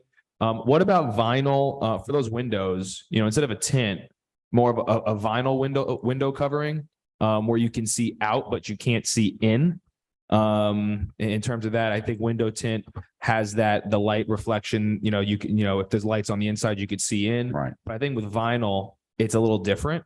At the school, we use vinyl for security. You can't see in, but you could see out, at the school I work at. So, would there be an interest in vinyl usage instead of just the, darkened, 0.15% window tint? Yeah, I think that might be an option.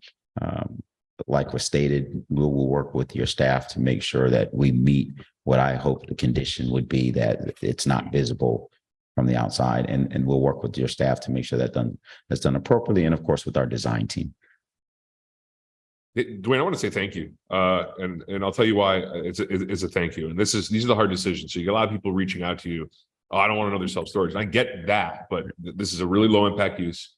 This could have been a hotel. We had that before us on an extended stay product a couple of years ago. That was before Sandy and myself. I think, Jack, were you here for that? It was, they were going to, then they had a right. You brought Winmore up to object to it. It was a possible nightmare project. I also appreciate when an applicant makes changes extraordinarily quick. I was unequivocal in my comments. I didn't like your red, and candidly, you got rid of if you got rid of everything, the accent, I was like against it, and now I'm like, I'm okay with it. I get the butterflies, Ms. Madero, so thank you for that. But I know some of the landscaping, that you're going to do, but I think as the project, I like the changes and I appreciate you making the changes. And I think sometimes it's difficult because we can't make a developer build exactly what we want. But I think there's a little bit of a trade-off here to getting a really good node project and really rebuilding the area, which is why I'm supportive of the changes you've made. The other thing I'll say is, and Scott, I'm asking you or Terrell to tell me how to say it. I am okay with, I think Commissioner Wasserman had a great idea about the vinyl, but I don't want to tell you tint vinyl or a wall. I don't think that's my position. My colleagues may direct otherwise or make a motion otherwise. I'm okay with staff creating that, whatever that is, with the instruction that I think we're all on the same page, which makes me happy that we don't want to see the storage units or a storage unit mural. Yeah, however you want me to say it. I'm being facetious, but there's workarounds on everything. We all know that. So I guess Terrell or Scott, one of you instruct me, and I'll turn it over to John and Jackie, but I just need to know if a motion needs to get made in regarding that. So I think with regards to that, yes, you would need to include in the motion that you would direct the applicant to work with staff in order to ensure that the windows are to some extent opaque, in that you cannot see inside the building. As far as, the materials, they would work with staff in order to find suitable materials in order to achieve that goal based on the direction tonight. Okay, Scott. Yeah. Yep. Okay. And then the last thing I'll just say is this, and I want to compliment your team that you're representing today. We don't get this that often. You brought us a product with tenants. So we know what we're getting. I'm getting a specialty grocer, not like a hypothetical specialty grocer. I'm getting a Sprouts. I'm getting a storage unit that's a branded product, right? That has security measures and things like this, because I looked up the brand and we talked about all the security stuff that made me a lot more comfortable. And then I'm getting a drive-through coffee shop. So I like the fact that this is a project where you've given me who's going in there, aside from this, concept of like, oh, approve it and we'll see who comes in. So I just want to say thank you. Thank you for that. John? Jackie? Thank you. Hi, how are you? Good evening. Okay, thank you. Thank you, Mr. and Mrs. Maderas. I couldn't have said it better. There is something that I do want to read from our building design code, 1337C3. Buildings shall have good scale and be harmonious with permanent neighboring developments. 1, materials shall have good architectural character and shall be selected for harmony of the building with adjoining buildings. Materials shall be selected for suitability to the type of buildings and design in which they are used. Buildings have the same material. Architectural harmonious used for all buildings, walls, exterior building components, wholly or partly visible from public ways. So with this being said, and commercial land use areas such as this one should be in harmony and compatibility with the surrounding area. They're critical components in evaluating the appropriateness of the land use to a particular area. I appreciate the changes. I know you guys work hard on this, but I still can't help but feel that this building sticks out in that area, in the entire surrounding area. I don't think it's up to Coconut Creek standards. And I would love to see some changes that makes it blend in more. Thank you, Commissioner Riley. Anyone else? So I'm going to ask our staff if he has any closing arguments. I'll ask Mr. Dickerson if he has any closing arguments. And Staff then, has no closing argument. No, thank you. Yes, Okay. thank you for the opportunity.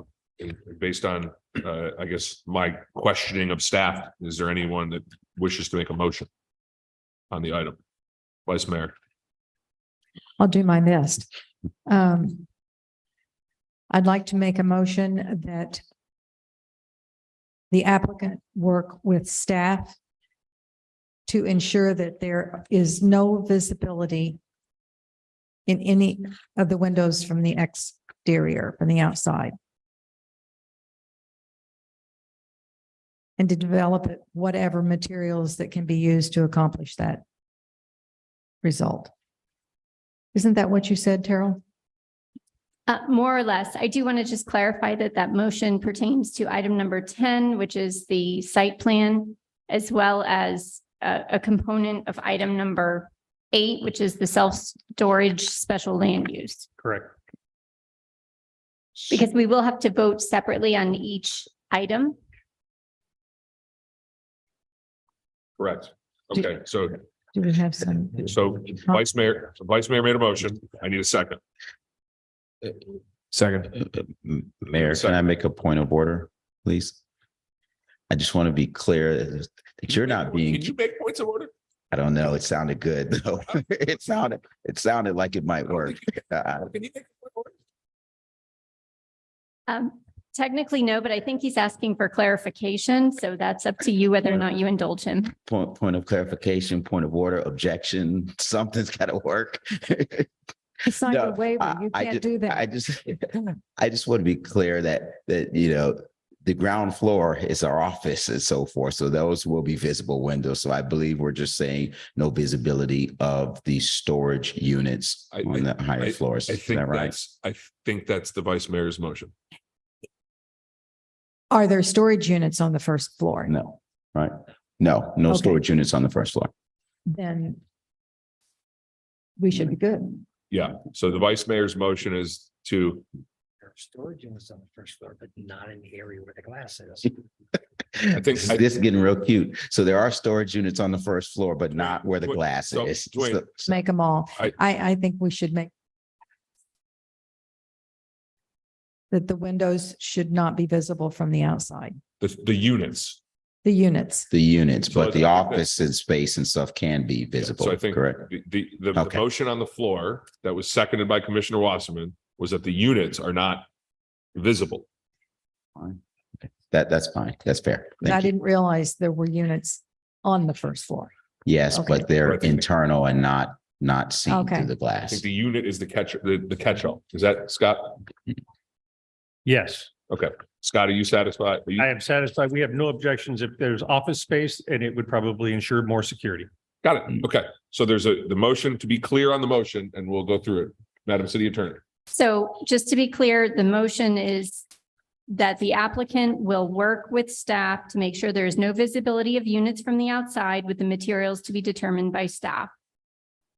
I couldn't have said it better Yeah. myself. So And that has to do with item number 8, and which is 10. the special land use for the self-storage, and item number 10, the site plan. it's always Robert's rules that get you. So the vice mayor has a motion that was reiterated by our city attorney and regarding the visibility of the storage bays. No matter what design to be agreed to by staff, that bays will not be visible. So I need that motion on 8. Vice mayor's motion. And a second on 8. Second. Okay, so there was a vice mayor's motion on 8 and it was seconded by Commissioner Wasserman.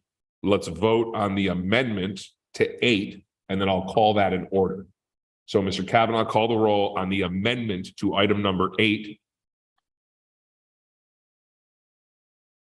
Yeah, on the motion to amend. Commissioner Wasserman, Yes. Commissioner Brody, Yes. Commissioner Raley, Yes. Vice Mayor Welch, Yes, Mayor Rydell. Yes, 8 is amended. Vice Mayor, I need a motion on 10. the same motion on item number 10. I need a second. Second. Seconded by Commissioner Wasserman. Mr. Kavanaugh, call the roll on item number 10 as call the roll and the amendment on item number 10, please. Commissioner Wasserman, Yes. Commissioner Brody, Yes. Commissioner Raley, Yes. Vice Mayor Welch, Yes, Mayor Rydell. Yes, okay. We're getting there. We've heard comments and deliberation. I need a final motion on 6, which is Hamsa Hand Holdings LLC PCD modification application for the Strata development.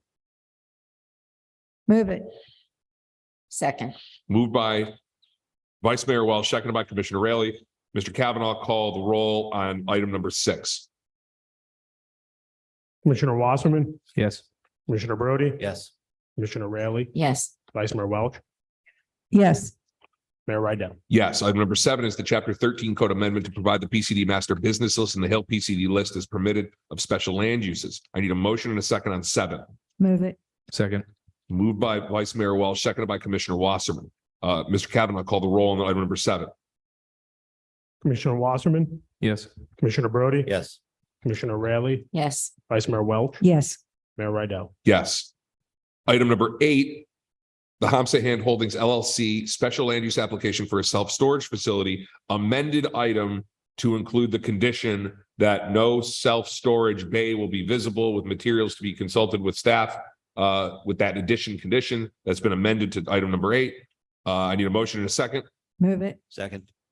Vice Mayor, seconded by Commissioner Brody. Mr. Kavanaugh, call 8.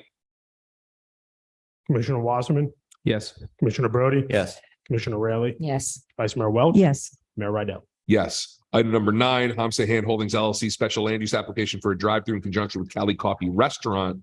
I need a motion and a second on item 9. move it. Second. Vice Mayor moved, Commissioner Brody, second. Mr. Kavanaugh, call the item. Commissioner Wasserman, Yes. Commissioner Brody, Yes. Commissioner Raley, Yes. Vice Mayor Welch, Yes, Mayor Rydell. Yes. Item number 10, Hamsa Hand Holdings LLC site plan application for the entire Strata development as amended to include the restrictive condition that storage units will not be visible with the condition of the materials to be done in consultation with city staff as amended. I need a motion in a second. move it. Second. Moved by the Vice Mayor, seconded by Commissioner Brody. Call the item on 10, please, Mr. Kavanaugh. Commissioner Wasserman, Yes. Commissioner Brody, Yes. Commissioner Raley, No. Vice Mayor Welch, Yes, Mayor Rydell. Yes. All right. That concludes the item. The items that are quasi judicial. We're going to move now a motion to appoint a director and alternate and a second alternate to attend and vote on any 2023 to 2024 Broward League of Cities Board of Directors or General Memberships meetings. I need a motion in a second. motion. Second. Moved by Vice Mayor Welch, seconded by Commissioner Brody. Has anyone signed up to speak on the item? No, they have not, Mayor. Does anyone wish to talk about it before nominations? Vice Mayor? Yes, I think it's intentionally makes sense to move you up to the delegate. I'd be interested in the alternate, or we could move Jackie. She's already served. But I think, honestly, I think it's an opportunity that we would have for somebody that could be actively engaged and involved in the Broward League of Cities as a director or delegate to move up in the organization, if you will, and represent our city on different levels all the way to the state. I think we've been remiss. We've missed some opportunities to do so. And, you know, I don't know if you're in a position to dedicate that kind of time, but I'm just saying, I think whoever is the delegate, in my mind, should put the time and the effort into really representing the city, not just as a delegate, but moving up in the organization and then taking it to the state. I mean, the city can only benefit from that, not just going to the meetings. I'm just saying, that's my thoughts. I'd agree with you. Anyone else? Jeffrey? John? Okay. I mean, this is what I've always. I was moving them. I was about to tap. You what? I was tapping. I was getting ready to tap the thing. You looked at me. What are you tapping? Raise a hand. Okay. You're right. I can't see your. It's like an arch. I would go in for alternate, the alternate, if Miss Rayleigh, Commissioner Rayleigh wasn't wanting to move up to the alternate. Well, here's kind of how. Let me say this. I think Vice Mayor Welch said something appropriate. And the reality is, if I was going to do this, I'd be interested in moving into leadership because I believe I could be effective countywide. That being said, I think we all have things on our plate that we're doing other than that. I mean, Vice Mayor, you're on two of the most important boards. Jackie, you're about to be sworn in on one of literally the most important county board. I don't know. Commissioner Brody, is there engagement? Like, is this something you're interested in? Commissioner Wasserman, I only say it because we gotta spread out a little bit here because we can't. I mean, Sandy, you're on. I mean, literally two of the most important things. I'm just curious because I think the Vice Mayor's very correct in the concept of having a bigger seat at the table. Right, and I am interested in it too. So I know that kind of throws a curveball into this whole thing. So, but yeah, I'm definitely interested in being an alternate or what have you. Because I think my concept here is I've got 4 years ahead of me. So the longevity in that position, the longevity being understanding in these boards and creating those relationships and I'm not overwhelmed now. So I'd like to be in there because I have the time.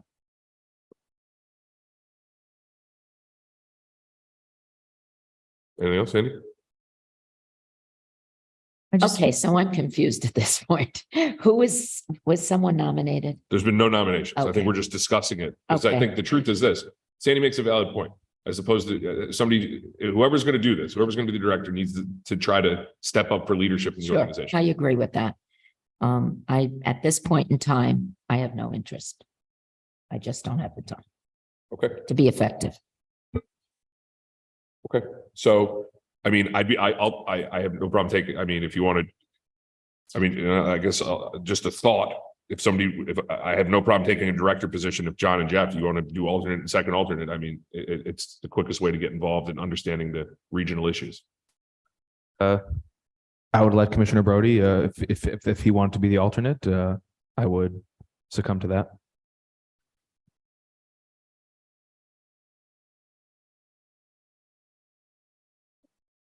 Or what, Is there a nomination for director? I nominate, Josh. Sister said, I'm just going to say Josh. I started to give you another last name. Don't worry about it. Just curious what that was. Don't worry, I've been called by different names. A second.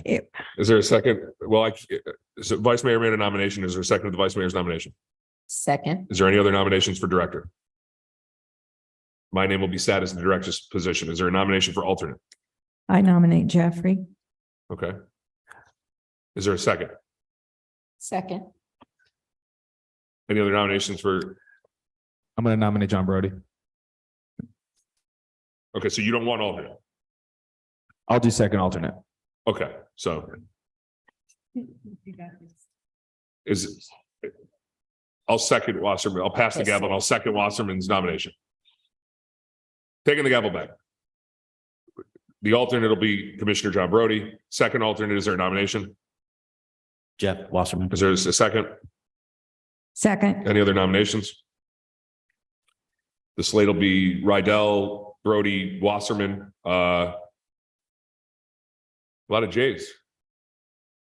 Everyone's gonna get confused in Coconut Creek now. All right, that's the slate, Mr. Kavanaugh. I need a motion to approve the slate and a second to the slate. A motion to approve the slate. Second to the slate. Who? One of you guys? Somebody? Second. Okay, Mr. Kavanaugh, call the roll. Commissioner Wasserman, Yes. Commissioner Brody, Yes. Commissioner Rayleigh, Yes. Vice Mayor Welch, Yes. Mayor Rydell. Yes. Item number 12, a motion to appoint a voting delegate to attend and vote at the Florida League of Cities annual business session to be held during the annual conference of August 10th to 12th, 2023. I need a motion and a second for discussion. Move it. Moved by Vice Mayor, seconded by Second. Brody. Okay. Any questions or comments, Mr. Kavanaugh, on the item? Not at this time, Mayor. Okay, I'm gonna ask, before I ask for nominations, let's just get this out of the way. Who's going? Who wants to go? Everybody's going. Well, mine's still up in the air, but I was advised that I should ask for consensus to attend, should I be able to do so. So I gotta tell you, there's that. since 2015, I don't think there was a year that everyone went. That would be an accomplishment. We'd have strong representation in Coconut Creek. So is there consensus by the commission for all of us to attend the Florida League of Cities, which was one of the most educational events that we can do? Absolutely. Yes, sir. So Madam Brooks, there's a consensus by the commission for us all to attend the Florida League of Cities. Now, that being said, I've been the voting delegate. Sandy's been the voting delegate. No, Jackie, no, I have not been. you've never been the voting delegate? No, I have not. But if you're not committed, you want, does anyone want that? Well, I think Jackie did a good job last year. Okay, you want to do it again? In the giant room? Sure. Okay, That you get lost in. okay. Then I need a motion for that. Motion. Is there a second? Second. Any other nominations? Seeing no other nominations, Commissioner Rayleigh sat as the voting delegate. She's the nominee. I need a motion to approve Commissioner Rayleigh as the voting delegate. Move it. Second. Call the roll, Mr. Kavanaugh. Commissioner Wasserman, Yes. Commissioner Brody, Yes. Commissioner Rayleigh, Yes. Vice Mayor Welch, Yes. Mayor Rydell. Yes. City manager report. Great. Turnpike. So the Florida Turnpike has just announced on July 19th virtually and in July 20th in person for public hearings related to the expansion of the main line part of the turnpike from Atlantic to Wiles Road from 6 lanes to 10 lanes. Because there are several vacations planned for that period, we have submitted a request to FDOT to consider moving the hearing date to August. However, we haven't heard, a response yet on that. The live meeting is planned to be in Davie at the Signature Grand, the same place as the alternatives public information meeting where that happened. And the final documents are not yet available. However, we know that the plans have not changed significantly from the alternatives we reviewed several months ago. From a global perspective, we are concerned that a 10-lane alternative encourages more traffic on our local streets in lieu of urging a shift to more efficient means of transport, such as autonomous vehicles and mass transit. We have been asking for consideration of an 8-lane alternative and have yet to see the turnpike follow up on that request. Because of the westward shift in the alignment, we are very concerned about the impacts to the entire eastern portion of our city, as I know you all are very aware. Of particular concern is the area of Sunshine Drive, where there are approximately 30 townhomes that back up to the turnpike. We have expressed this concern on several occasions, and although there have been minor changes to the plans, none of the changes significantly improve the condition in this area. As we have done over the years, we have planned to mount opposition. However, I think it is appropriate that you all consider how far we plan to take our objections. Only the design is funded at this time, and we have some different options that I ask you to consider. At a minimum, staff recommends that we continue to object to the construction funding until and unless the residents of Sunshine Drive are offered a relocation plan with relocation assistance. We recommend this action coupled with one or two different approaches. And one of significance is to prepare to challenge through litigation, because that will then start costing some funds. We can also continue to work with FDOT to further mitigate the negative impacts with improvements such as impact windows or other sound mitigation. It should be noted that FDOT has not agreed to any sound mitigation beyond noise walls, and therefore this option may require assistance from our city or any other state agency. So I leave that open to discussion. But we really want to manage expectations and really what's coming down the pike. And this is a big issue we've been fighting for many years, and we've been able to hold it off for many years. I don't know that we're going to be able to hold it off for much longer. So what guidance are you looking for right now? Are you looking? We're at this time, we're just asking you to consider this in mind, and is going the litigated route something that you all want to consider and have staff start to analyze the effects of that? I mean, my answer to that would be yes. I would like to see what that looks like unequivocally. I don't think that, I mean, that's me. I mean, listen, I think we've all been for a very long time doing everything we can for years and years and years on this subject. So I'll turn to my colleagues, but I would like to see an evaluation of what that looks like. Yes. Vice Mayor. Well, and then also, are we along that same in tandem, would we also be asking about relocation for the Sunshine Drive townhomes? And I'll tell you where I'm going with this. When I was looking up on the property appraiser, it looks like a number of those homes are held by companies. I don't know how many, I didn't count them. Because I just kept going and going and going, you know how it winds you around from previous to next. And I was kind of surprised at the number that were not individually owned. So how would that move into the mix of it? But I am interested in that, because I think for those individuals that live there, that are going to be directly impacted, whatever, I think it also should be a consideration. I don't know how everyone else feels about that too, but yes, I'm in favor of seeing what the litigation, how that would look for us in terms of especially immediate dollars. Yeah. I'm a conspiracy theorist too. Like, I fully believe companies knew that there was going to be an expansion and came in and bought them all. Well, that's exactly where I was Looking for going, eminent domain money and, going with this. And but I was just surprised, Josh, because I didn't realize the number significant. I'm going to go to Jackie, but I just have a question for Karen or Sheila on a building level. When you're building, there's massive construction that goes on, right? Could those houses, I mean, the three of us, remember that night we went out there? Yes. Like the three of us went out there. We did a whole walk-in tour of Sunshine Drive. Yeah, I don't think they could sustain that type of construction. So I don't know how that works in. I think Sandy's really right, but I mean, that's a consideration. But let me hear from everyone else. Jackie, Commissioner Rayleigh. Okay. As much as I do sympathize with Sunshine Drive, we have to consider the other residents in our other areas. So we have to come up with a plan for the entire project, for all the residents that are affected. I've spoken to people in Township. I've spoken to people primarily in Winmore, because that's the majority of residents that are going to be impacted by this project. 5 years of construction. That's a lifetime to some of the residents. This is night construction.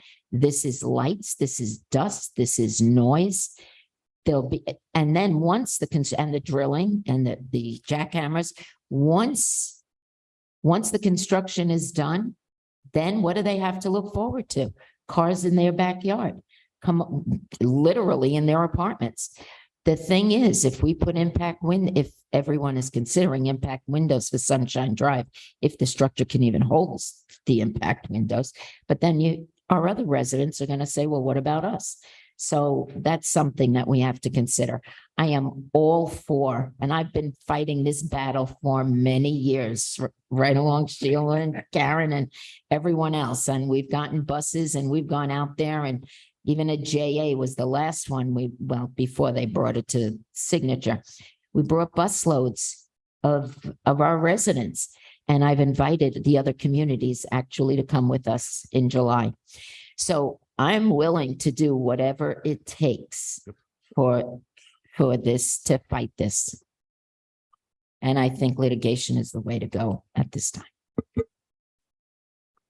We can So- certainly prepare to have, an impactful presence at the July meetings. So I'm pretty simple on this. You don't fight a fight to lose. You don't fight a fight and quit. All right. We fight a fight to win. And I think that we need to use everything at our possible hands to get what is right for us as residents. I mean, it's ridiculous that they keep shoving us down our throat, but we shouldn't quit. And we certainly should start looking at every single option we have and use every tool in the toolbox. Yeah, I mean, it's one of the hottest topics other than the landfill. I mean, we know that from, the past 4, 5, 6 months of our lives. But yeah, litigation is probably the direction that the city's going to need to go in. I mean, we're talking, that's an interesting thing. I never thought about that conspiracy theory thing, but thing is, it's crazy what people will do and capitalize on things like that if they know something's going to happen. And, being new to this position, I'm learning things all the time now that is guiding me. And whatever we can do, and I respect Jackie, what she was saying as well, in terms of arming up and doing whatever we can with our people to get out and the transportation and whatever we must do. These are people's lives, these are people's homes, and a monstrosity to come out is something that needs to be avoided if we can, and we need to fight. And I respect Commissioner Brody for what he said too. We got to fight to win. So I think that's pretty clear direction on options to essentially fight along all steps of the way. Is there anything other clarification you need? No, I think we just wanted to bring that discussion forward so that staff had clear direction. And I would love, what I'd love to see, and I just say this because I think the most effective is when you find you find the corruption, right? Just imagine when the day the Turnpike releases in 2014, if the same shell company is buying up these properties in Sunshine Drive and along certain things just to sell them. And knowing that some, bureaucrat in Tallahassee is going to stroke the pen for a check to buy the land. I mean, I don't know. I don't put any of that down, but you show some sort of corruption, whether it exists or not. Maybe I'm crazy. I'm not wearing an aluminum hat right now, but I wouldn't put it past anybody, especially in this state. My wife and I walked Sunshine Drive during the campaign. We did a lot of work on that road, and you cross the bridge and it's kind of like it's a Sunshine Drive. The people there need our help. The people there need to be represented by us the best way possible, including Winmore and all. And of course, that's a given. But I think they need to be served by us with this process to the best of our ability. Going down that road was, I think, it was interesting to see that was, in Coconut Creek, these townhomes that need assistance, they need help, and that's something that we need to be really careful with, because if all of a sudden you talk about the jackhammers and then this, I didn't even think about the townhomes even withstanding that pressure, a couple, 25, 35 feet away. So it's very important we do what we can for them, because they're some of those citizens have been there for a long time, a lot of them, and whatever we can do. All right, Karen, I think you got direction. Is there anything else in your report this evening, Madam Brooks? That is it. Thank you. Madam City Attorney? To follow up on that, I did want to point out that the legislature recently passed House Bill 425, which amended, among other things, Section 338.223 of the Florida statutes, which deleted provisions prohibiting the department, as in the Florida Department of Transportation, from requesting legislative approval of a proposed turnpike project until the design phase is partially completed, meaning they used to have to wait until the design phase was partially completed to ask for funding. They no longer have to do that. Additionally, as part of that bill, they enacted Section 339.651 of the Florida statutes to provide that the department will make up to $20 million available each year for fiscal years 2023 through essentially 2028 for existing from existing work program revenues to fund projects that meet the public purpose of providing increased capacity and enhanced capabilities to move and store construction aggregates. So the bottom line is increased funding and less requirements were passed through this legislative session, which will impact the Turnpike project. So I just wanted to share that with you because, as you know, the legislative session just concluded the end of last week, and it seemed pertinent given what City Manager Brooks just went over with you. I also just wanted to go ahead and ask you, based on the direction that you gave. In the past, we utilized services of Ralph DeMeo with Gilday Law. He's out of Tallahassee. He's also a professor at Florida State University on topics such as environmental injustice and has spoken on such topics statewide. He assisted us in the past with regards to this matter, just providing some guidance. I wanted to know if it's okay if I reach out to him and just try to get updated billing rates and what have you to see if this is something he'd be able to assist us with again. So I'm going to say this with the current administration in Tallahassee. I think hiring the environmental lawyer law firm is probably useless. You find the governor's law firm that he likes and you hire those principals to engage in some sort of litigation. That's my feeling on it. Listen, Understood. So I'm happy to get rates in there, but I also think you need to find, you call Schutz and Bowen, who, half the judicial candidates get appointed to from under this governor's administration, and you see what Schutz is willing to do. So I'm open to hearing that. I think you're going to sue him, hire the right law firm that isn't going to. Yeah. So I will do some research and come back to you with some options. Thank you. And that bill tied directly to the governor's infrastructure bill. So he promised millions and millions of dollars of funding infrastructure wise, but had to lift the legislative requirements so he can actually put money on the street. Okay. Wow, that was intense. Commissioner Wasserman.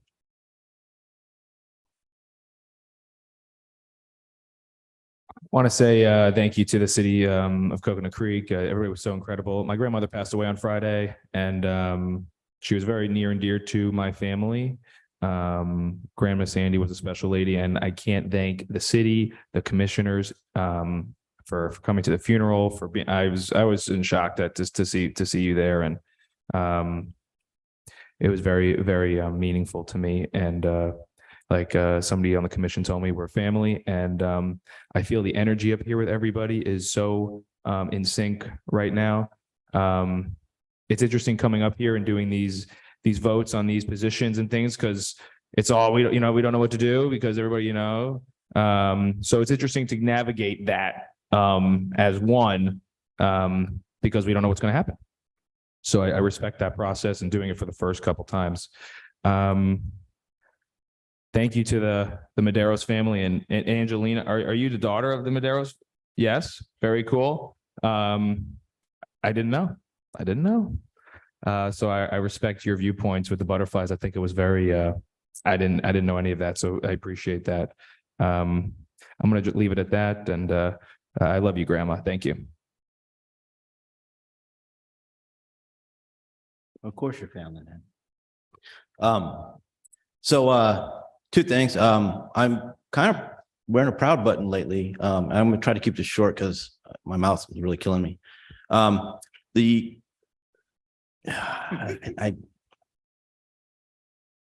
don't have to. I feel obligated because my fans out in the audience. All right.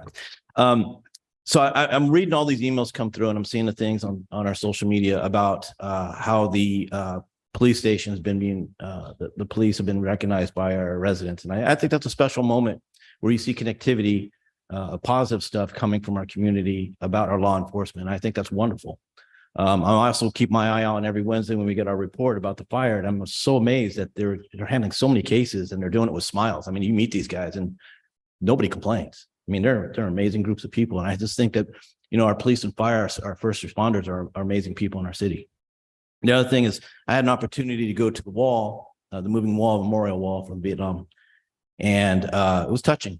And I went in the middle of a day between the ceremonies because, you know, I don't want to get choked up in front of everybody. But it was amazing how many people just offhandedly went to this.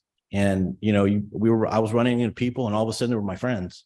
You know, we had something connected. It was pretty amazing. So I give Coral Springs a lot of kudos for making that happen and bringing it down to South Florida for us to all appreciate. Thanks. Thank you, Commissioner Brody. Commissioner Raley.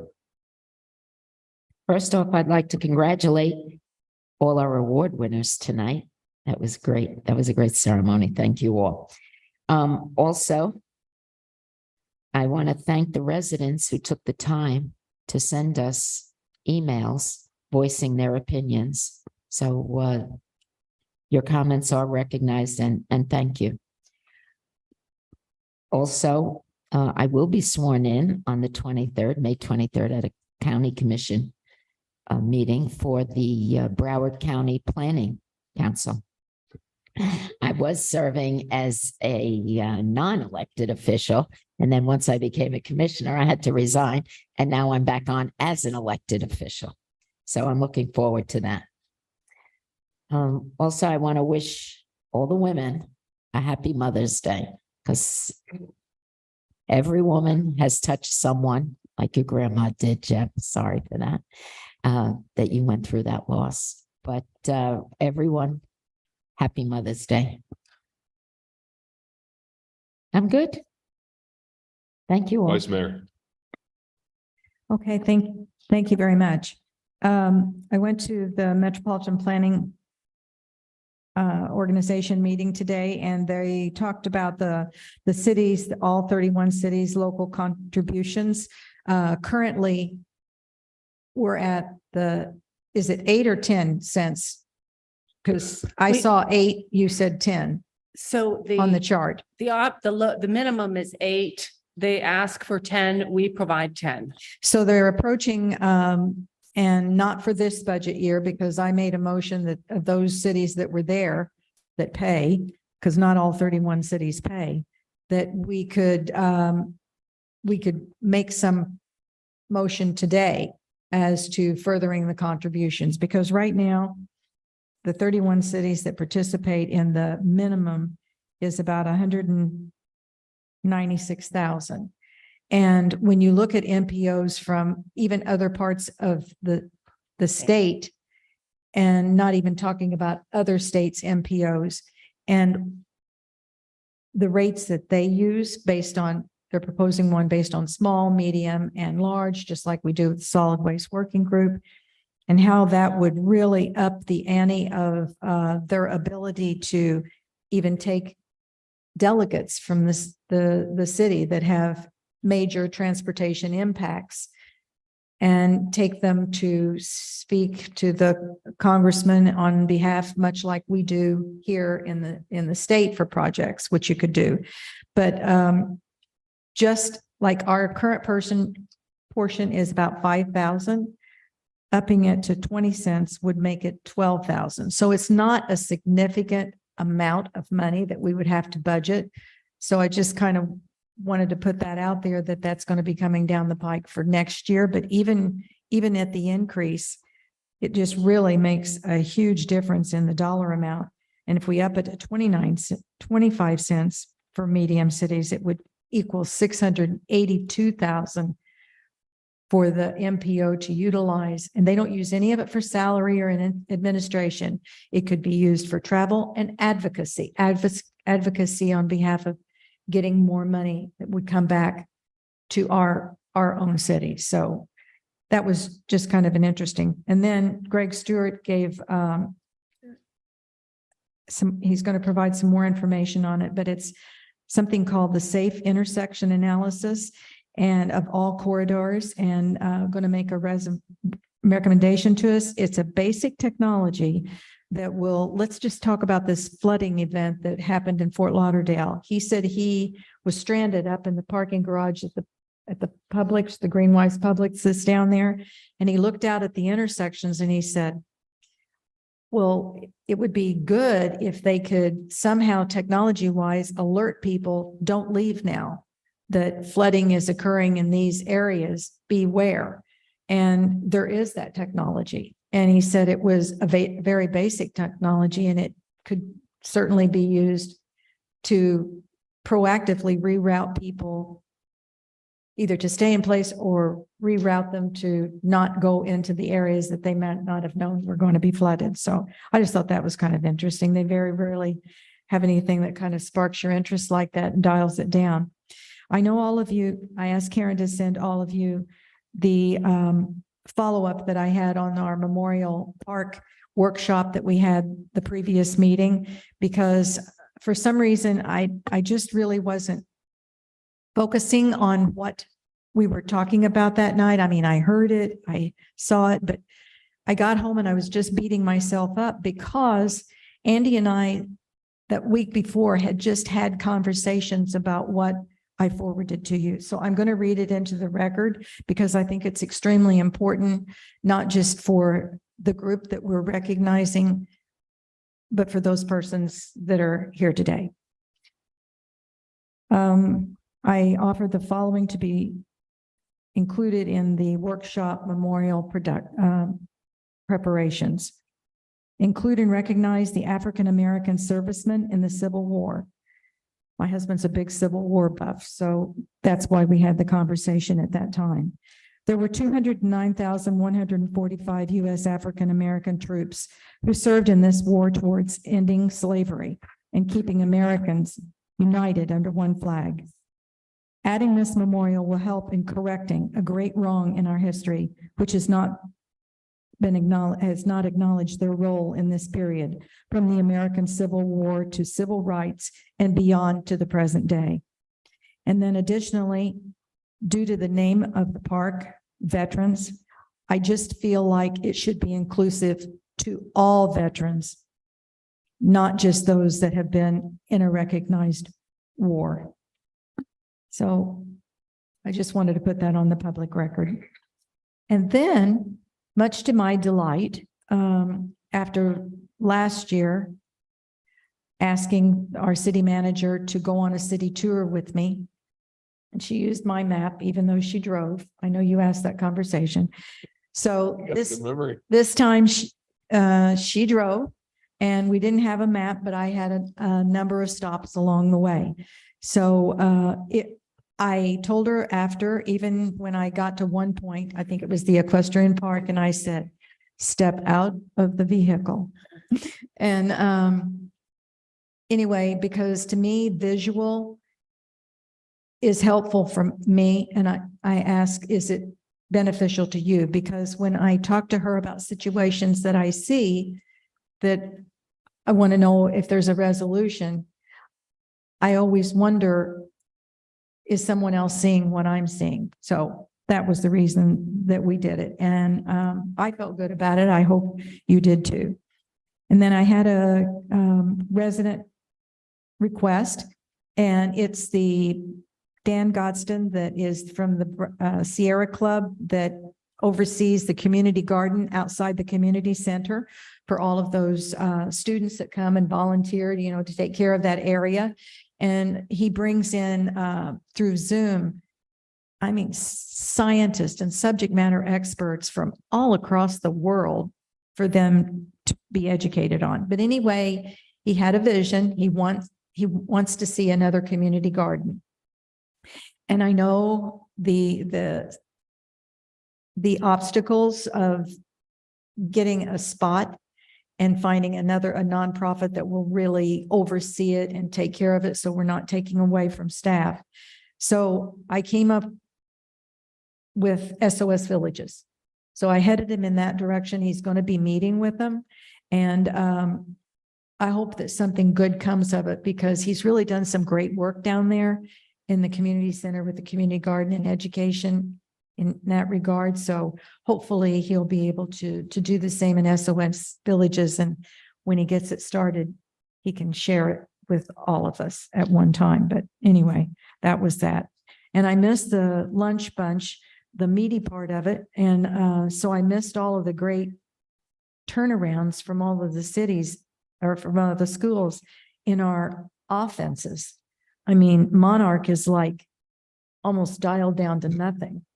What a great testament to the SRO affiliations and the principals. I mean, I was just knocked out of the ballpark.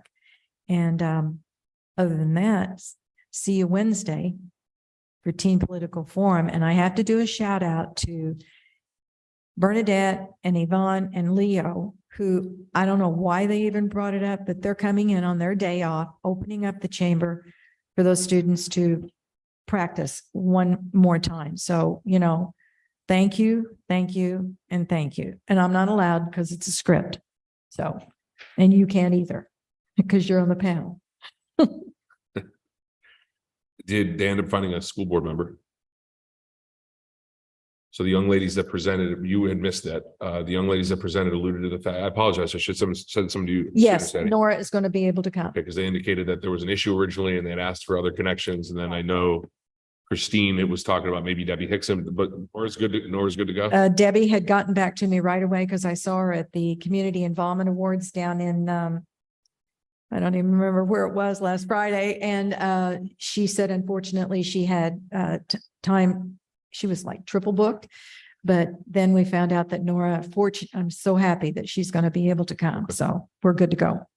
Thank you. John, you raised your hand. Do you want? Yeah, I just want to address the memorial conversation. As being a veteran and the only one on this dais that understands how veteran speaks, because I'm a veteran. A veteran's a veteran. We do not differentiate between a combat veteran and a non-combat veteran. We do not differentiate between color, race, or anything else. You're a veteran. So Veterans Park represents veterans inclusively. Now, we specifically are having memorials because veterans tie themselves to the conflict that they have fought in. That's the difference in here. I don't want to politicize what Veterans Park is. Veterans Park is a thank you to the people who signed their name on the bottom of that paper. And if we're talking about the draftees who got forced into fighting, that's what the representation is. I don't want this to become a political thing. This is actually for something for our people, our veterans who said, I'm willing to sacrifice my life. Okay, for anybody next to me and everybody here back at home. And I want to be crystal clear on that. We don't talk that way. We don't think that way. And that's my stand on it. I think where we're heading in the direction of the monument is a good start.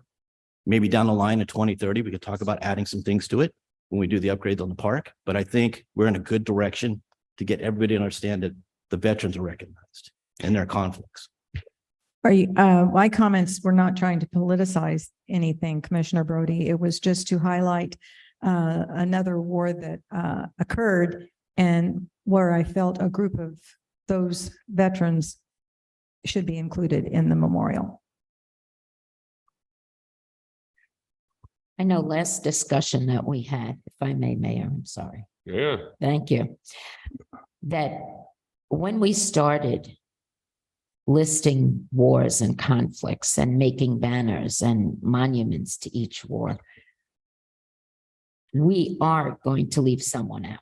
We know that. And that's why I had thought in the beginning that we were talking about the branches of the armed services, that we would represent every department, every sect of the armed forces. That this way it encompasses everyone and we won't leave anybody out. You wear the cloth, you wear the cloth. Oh, we have flags already up differentiating the services. When we fight in combat, we're not saying, oh, you're a Marine. We're not saying, hey, you're Air Force. We don't do that. So when we talk about these conflicts, it's contained to a period. In fact, I don't know if you know this, but the Vietnam era recognition ends in 2025. So that means the next era coming up is Desert Storm era, that they're going to start recognizing them and they're what we did. It doesn't matter. There's a period of time that we're recognizing and anybody who fought in there, because if you're a paper pusher, a truck driver, a cook, it doesn't matter. It didn't matter what service you're in. So when we talk about these things, you understand we're tying ourselves to the time period in between those conflicts of World War I, World War II. Those are the things that we signed up to do. There's no differentiation in service. We all fight together. We all for the same purpose. In fact, when I came in, it was Army of One. I mean, we all in the same body. I think there's just not effective communication right now. And I don't think I think we're all on the same page and we just might be orating it correctly.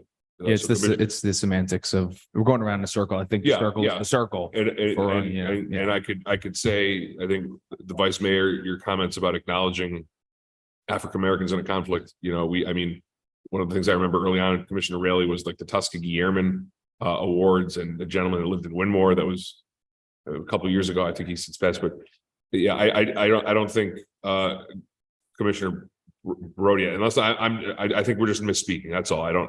Maybe I'm missing something. I'll go into my comments, and then obviously we'll have a much more robust conversation regarding that.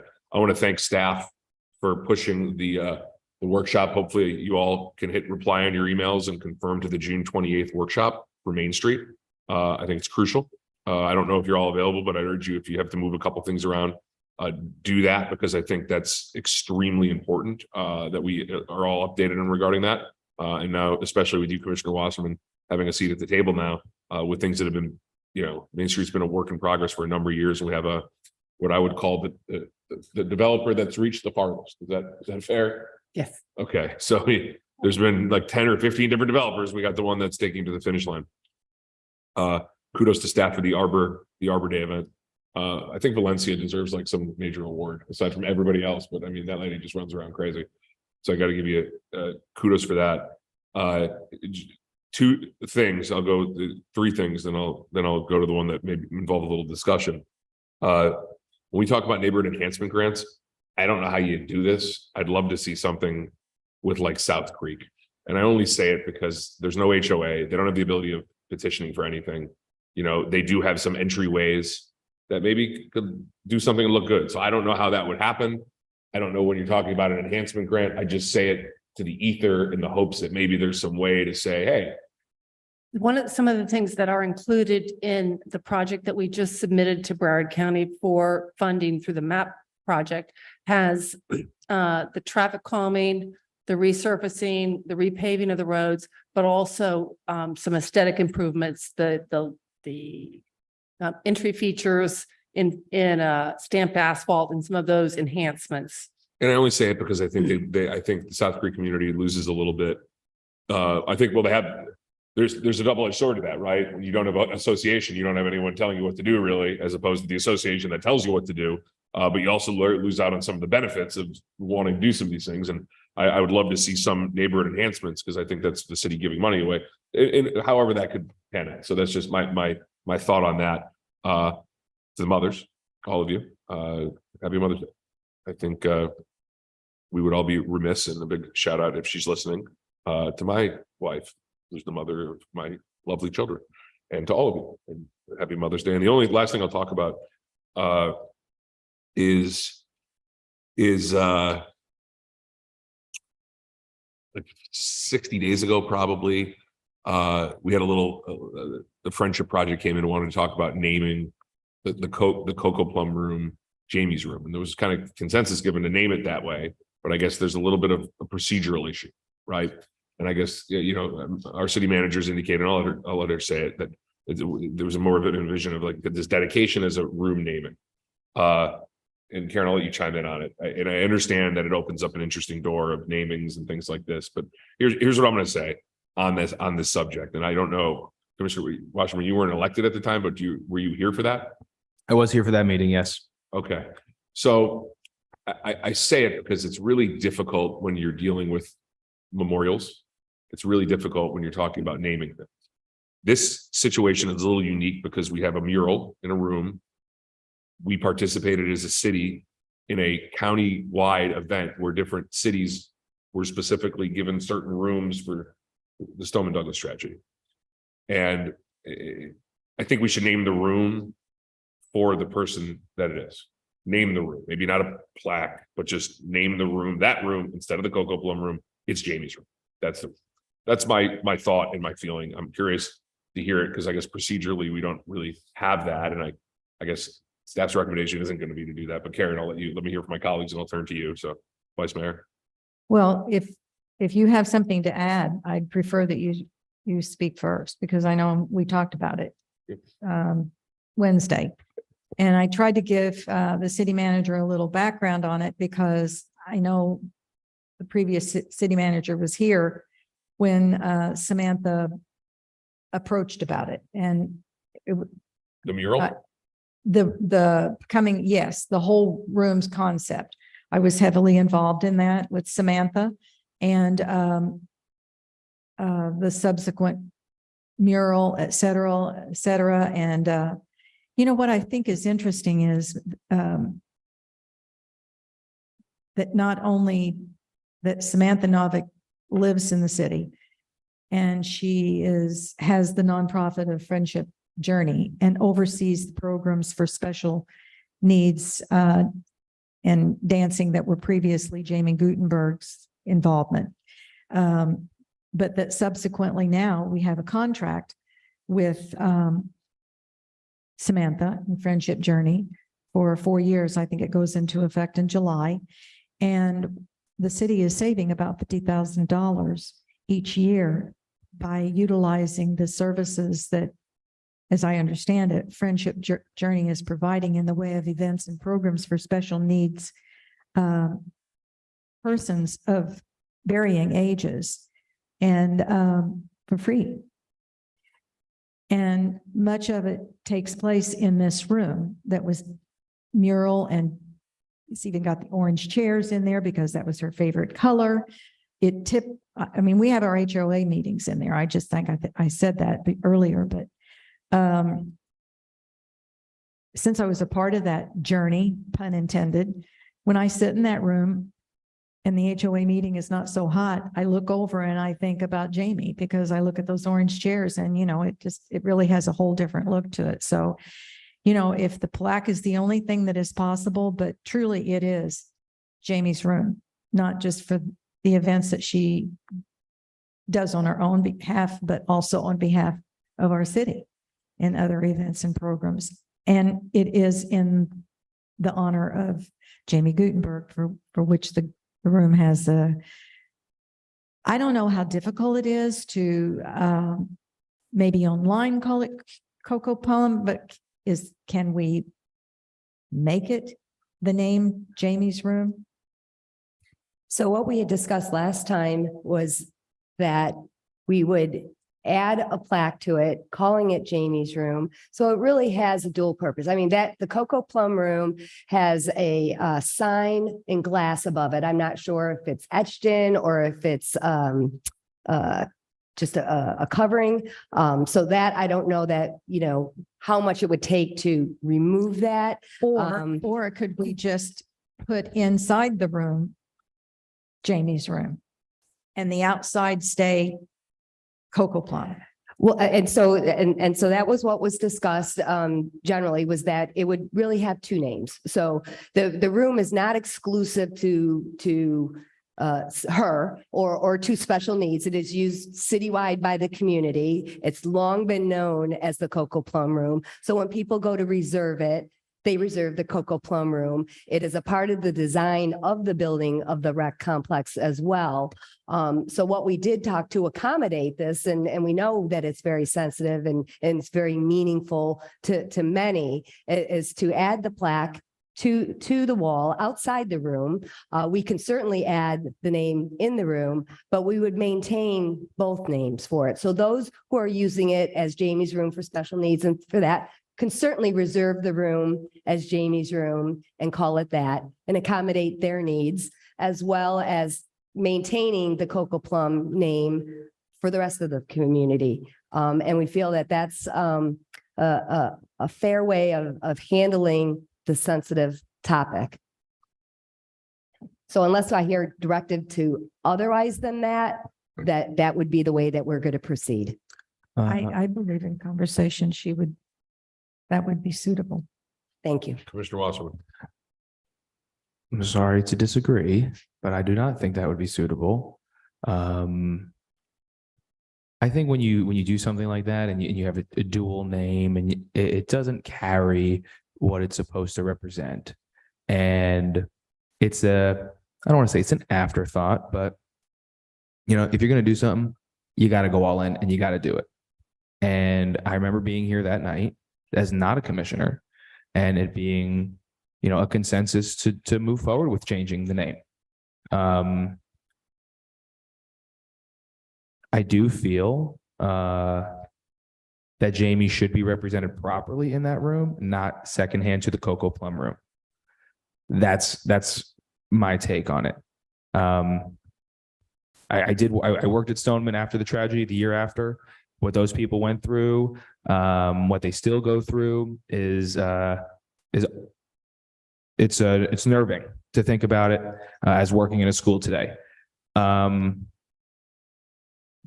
But I think if people come here and they did the whole presentation with the kids that day, and we said there was consensus to do it, and now we are going to say, well, it's going to be Jamie's room, formerly known as the Coco Plum room, or however it's going to be phrased. I don't think it's doing it justice. I would like to officially make it the Jamie's room, and phase out the Coco Plum name potentially, so that people who do reserve, they know it's Coco Plum, but eventually they're gonna know it's Jamie's room.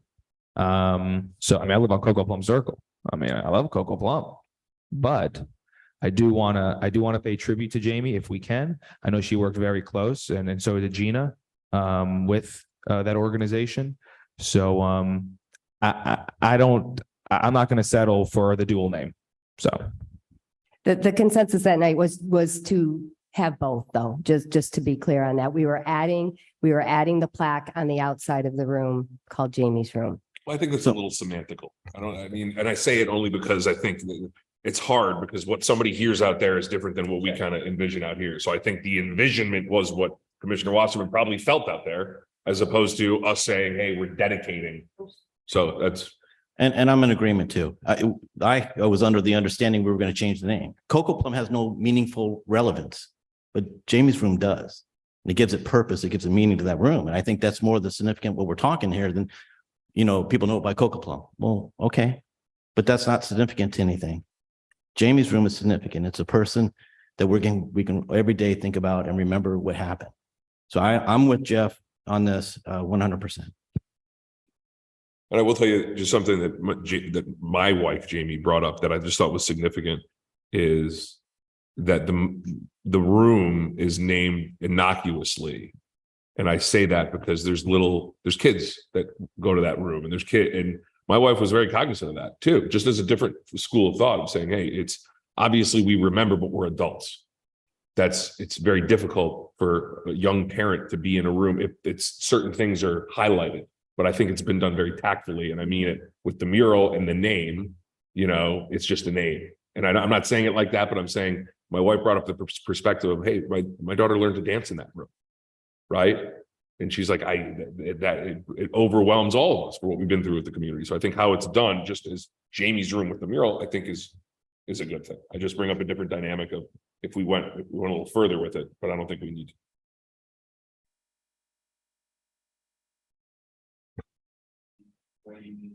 Well, I say a little further. I think some of the memorializations of MSD could be traumatizing a little bit too.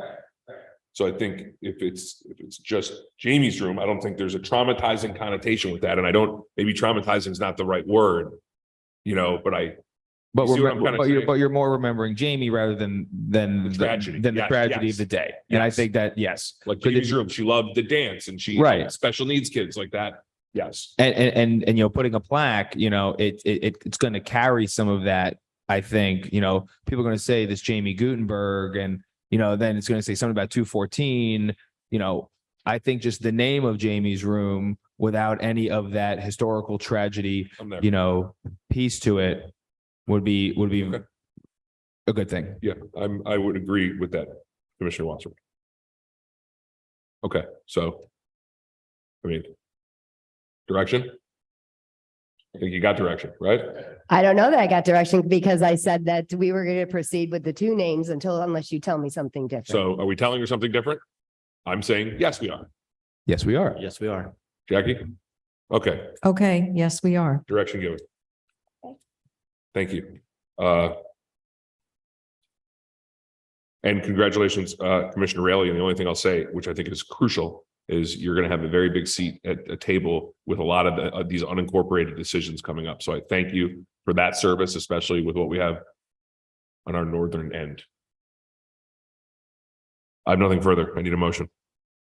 Motion to adjourn. We're adjourned.